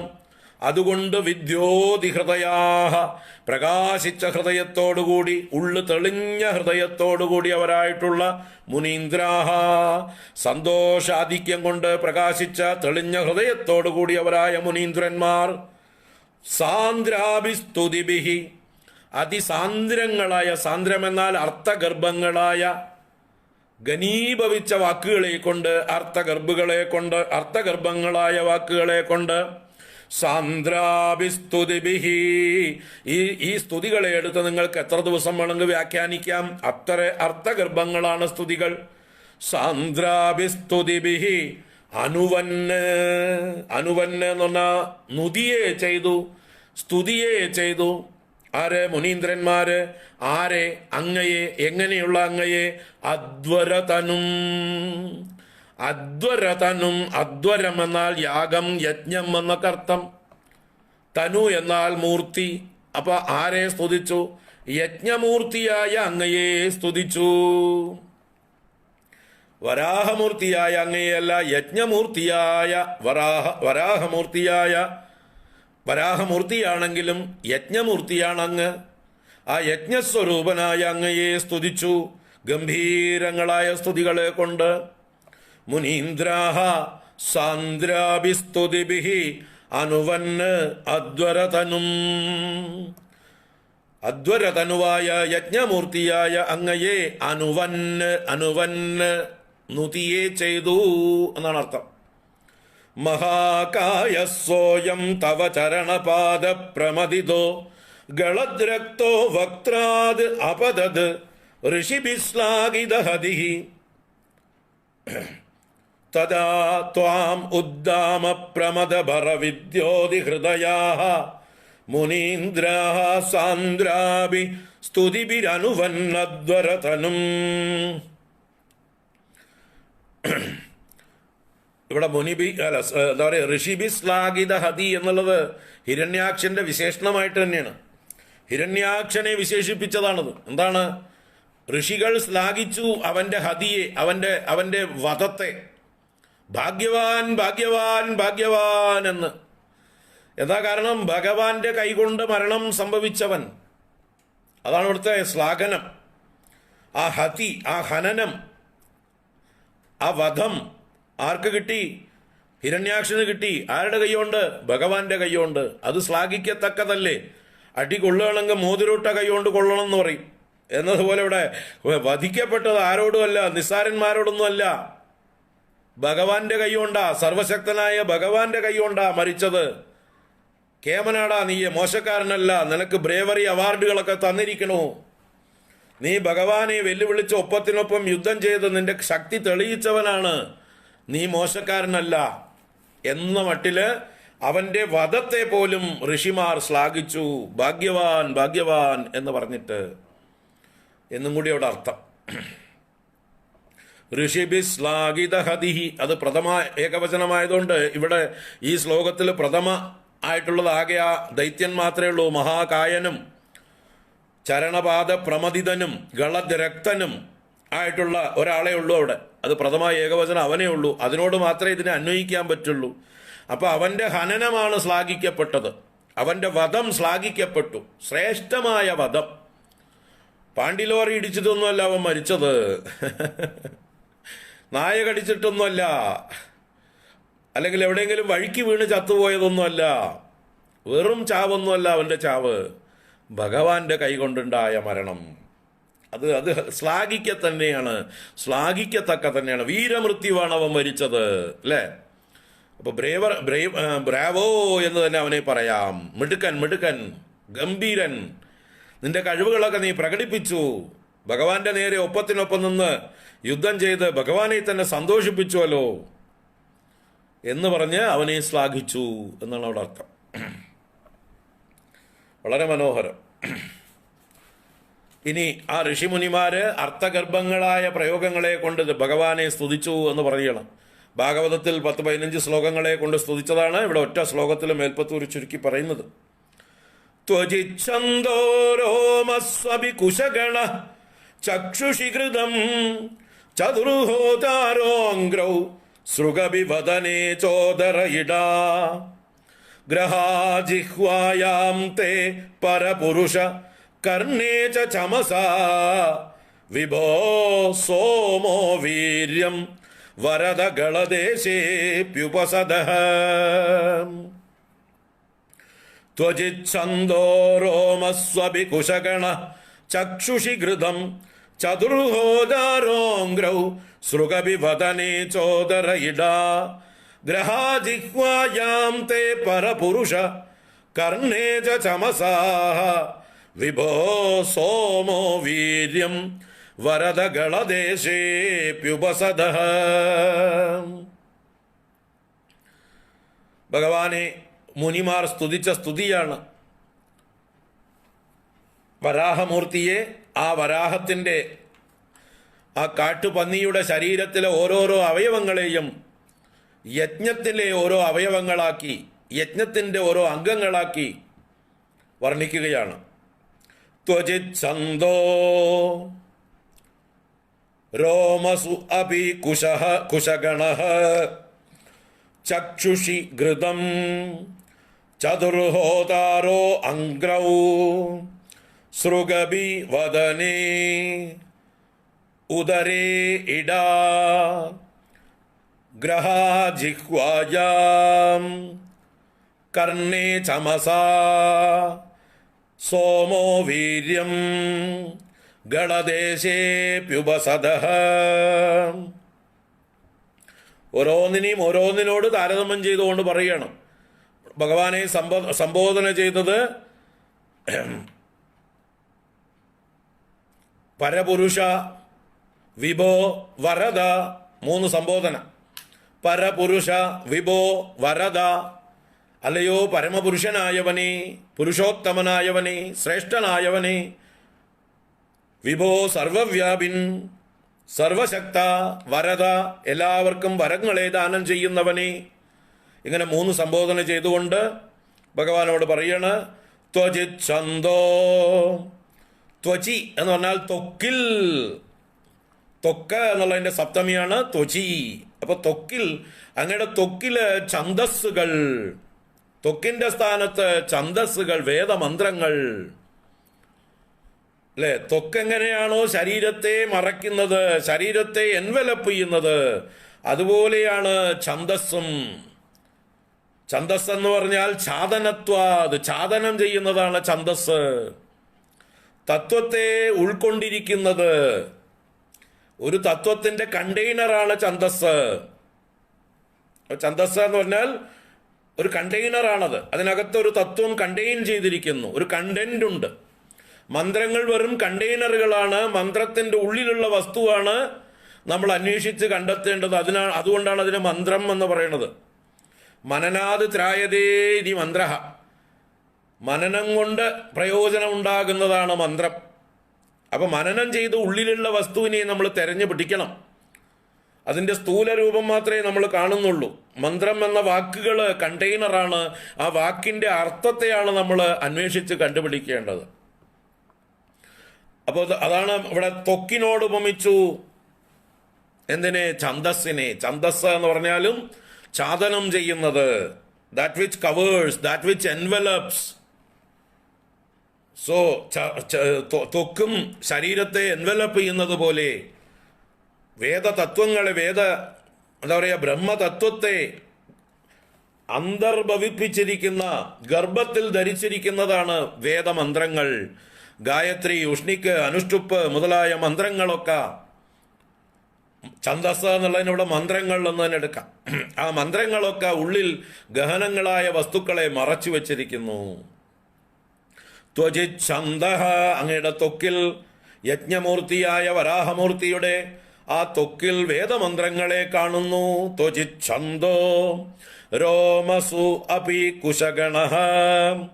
രോമസു, ആ വരാഹത്തിന്റെ രോമങ്ങൾ കുശഗണങ്ങളാകുന്നു, ദർഭപ്പുല്ലുകളാകുന്നു. അപ്പോൾ എങ്ങനെയാണോ ശരീരത്തിലെ രോമങ്ങൾ നമ്മുടെ ശരീരത്തിന്റെ ആരോഗ്യത്തിന് ആവശ്യമായിട്ടുള്ളതാണ്.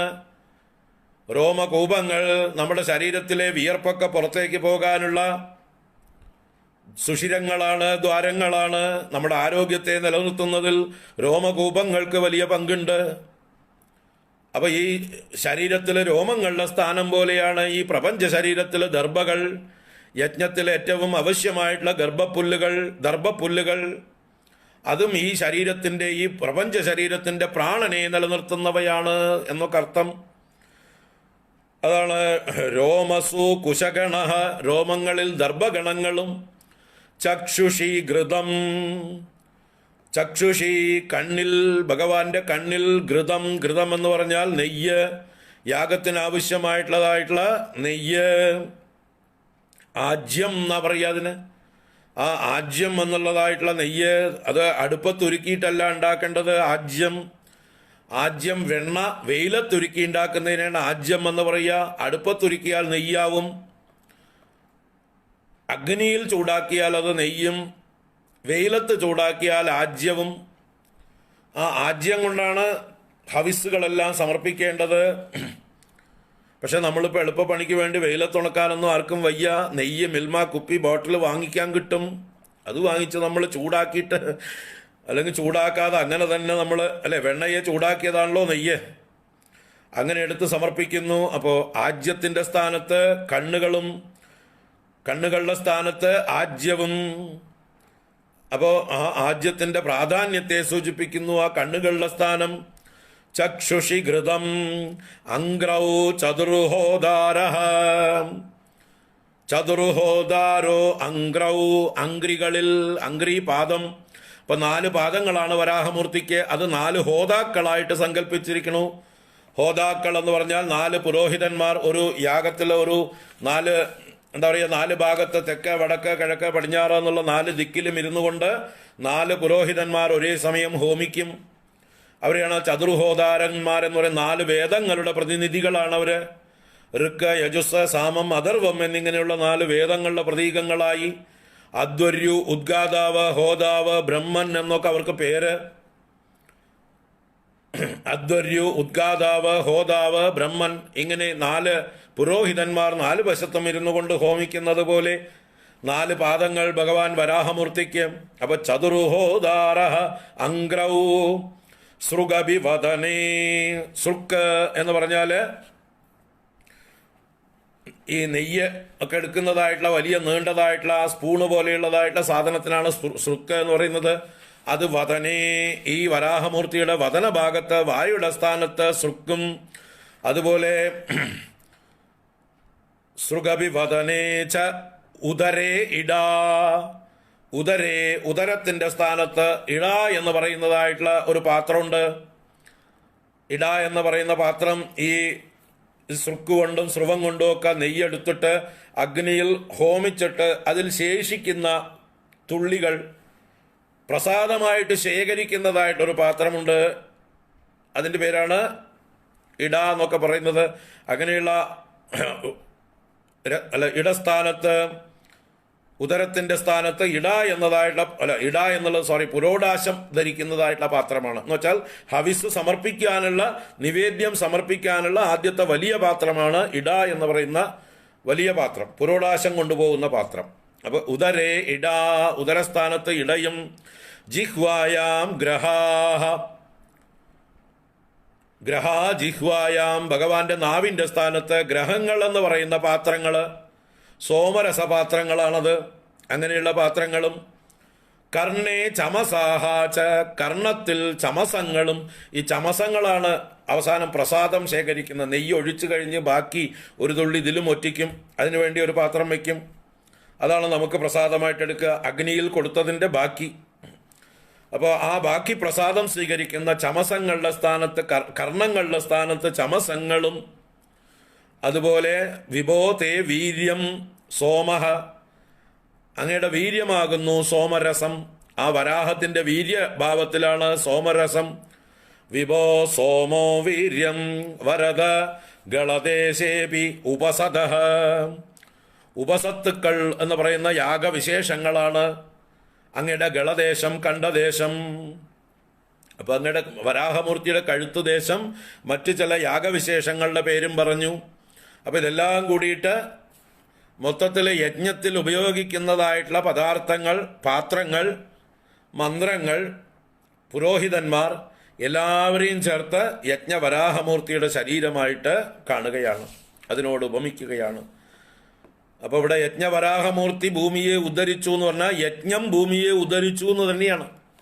യജ്ഞത്തിലൂടെ വേണം ഈ ഭൂമിയെ ഉദ്ധരിക്കാൻ. യജ്ഞാത് ഭവതി പർജന്യഃ. യജ്ഞകർമ്മങ്ങളാണ് ഈ ലോകത്തെ ഉദ്ധരിക്കുക, ലോകത്തെ പുരോഗമിപ്പിക്കുക. ഓരോരുത്തരുടെയും ത്യാഗപൂർണമായിട്ടുള്ള പ്രവൃത്തികളാണ് ഈ ലോകത്തിൽ കാണുന്ന എല്ലാ നന്മകളും. അപ്പോ ഹിരണ്യാക്ഷന്മാരാവാതെ യജ്ഞമൂർത്തികളായി തീരുക നമ്മൾ ഓരോരുത്തരും.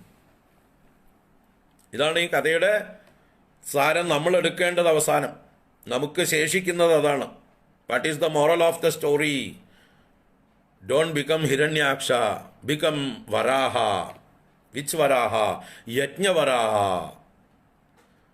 U become yourself a യജ്ഞമൂർത്തി.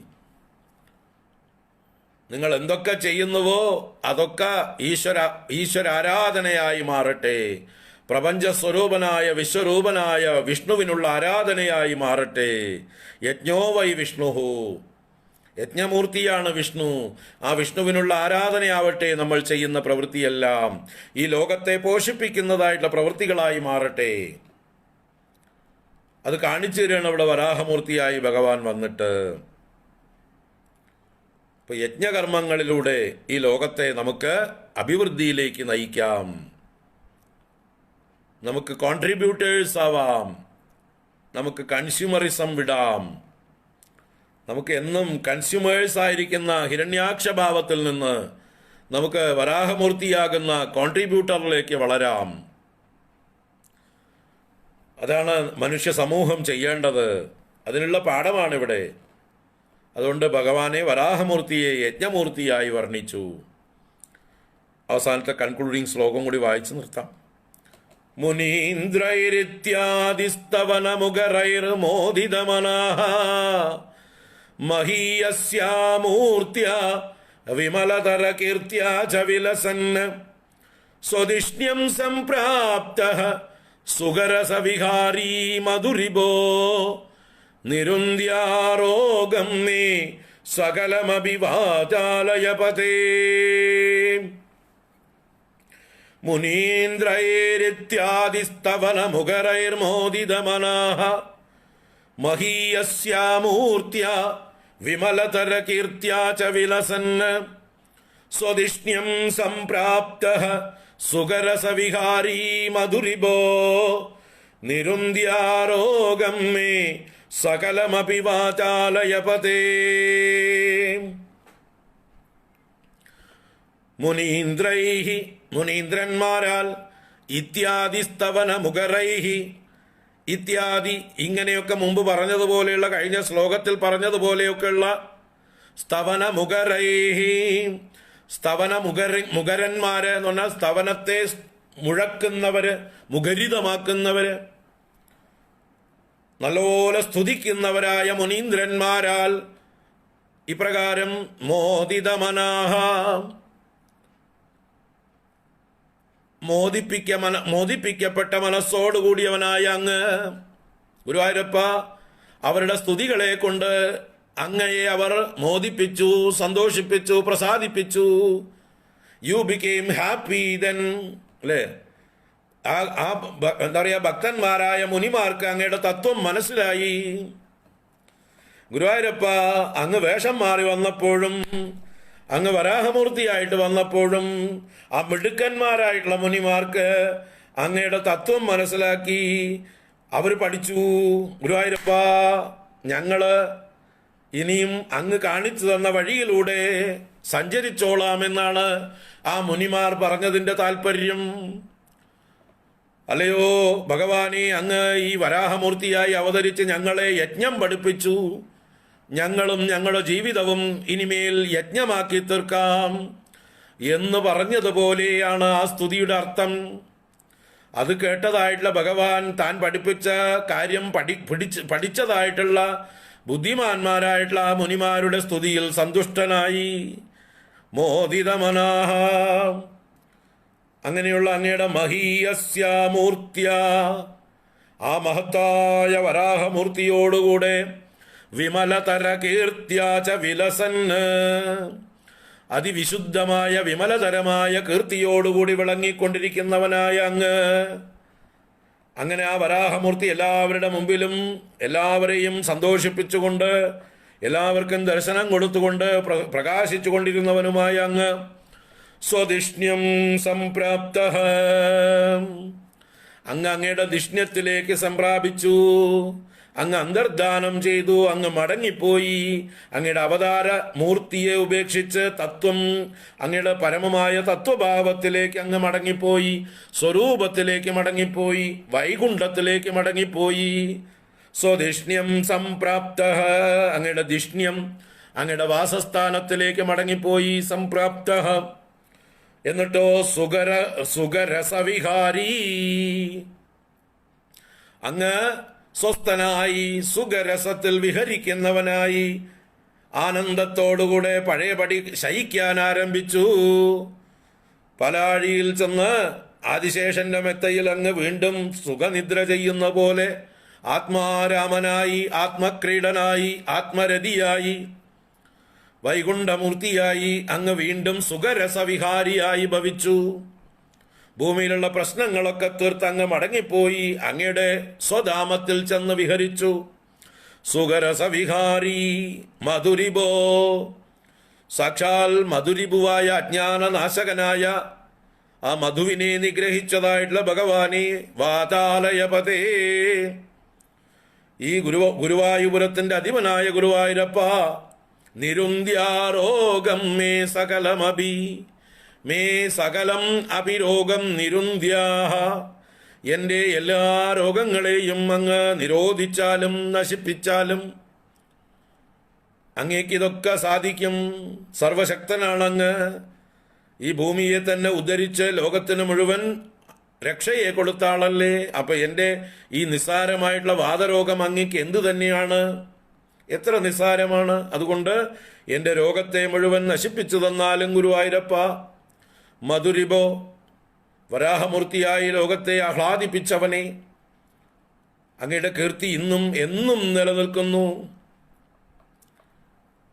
മുനീന്ദ്രൈരിത്യാദിസ്തവനമുഖരൈർമോദിതമനാഃ മഹീയസ്യാമൂർത്യാ വിമലതര കീർത്യാ ച വിലസന് സ്വദിഷ്ണ്യം സംപ്രാപ്തഃ സുഖരസവിഹാരീ മധുരിപോ നിരുന്ധ്യാരോഗം മേ സകലമഭിവാതാലയപതേ നിരുന്ധ്യാരോഗം മേ സകലമഭിവാതാലയപതേ നിരുന്ധ്യാരോഗം മേ സകലമഭിവാതാലയപതേ. സർവത്ര ഗോവിന്ദനാമ സങ്കീർത്തനം. ഗോവിന്ദ ഗോവിന്ദ. നാരായണാഖില ഗുരോ ഭഗവൻ നമസ്തേ. നാരായണാഖില ഗുരോ ഭഗവൻ നമസ്തേ. ഗുരുവായൂരപ്പ, വളരെ സന്തോഷം. ഭഗവാന്റെ ലീലയായിട്ട് തന്നെ പറയാൻ സാധിച്ചു. ഭഗവാന്റെ അനുഗ്രഹം മാത്രമാണ് അതൊക്കെ. ഭഗവാനാണ് ഇതെല്ലാം തോന്നിപ്പിക്കുന്നത്. നിങ്ങളിത് കേൾക്കാൻ അർഹത ഉള്ളവരായതുകൊണ്ട് എന്നെ ഒരു ഉപകരണമാക്കിക്കൊണ്ട് ഭഗവാൻ അതൊക്കെ പുറത്തേക്ക് കൊണ്ടുവരികയാണ്. അല്ലാതെ നമ്മളാരുമല്ല, നമ്മളില്ല അവിടെ. നിങ്ങൾ അർഹരാണ്, നമ്മളൊരു നിമിത്തം മാത്രം. ഭഗവാന്റെ വാക്കുകൾ ഭഗവാൻ പറഞ്ഞു, കേട്ട നിങ്ങളും ഭഗവാന്മാർ തന്നെ. സർവത്ര ഗോവിന്ദനാമസങ്കീർത്തനം ഗോവിന്ദ ഗോവിന്ദ. കായേന വാചാ മനസേന്ദ്രിയൈർവാ ബുദ്ധ്യാത്മനാ വാ പ്രകൃതേ സ്വഭാവാത് കരോമി യദ്യത് സകലം പരസ്മൈ നാരായണായേതി സമർപ്പയാമി.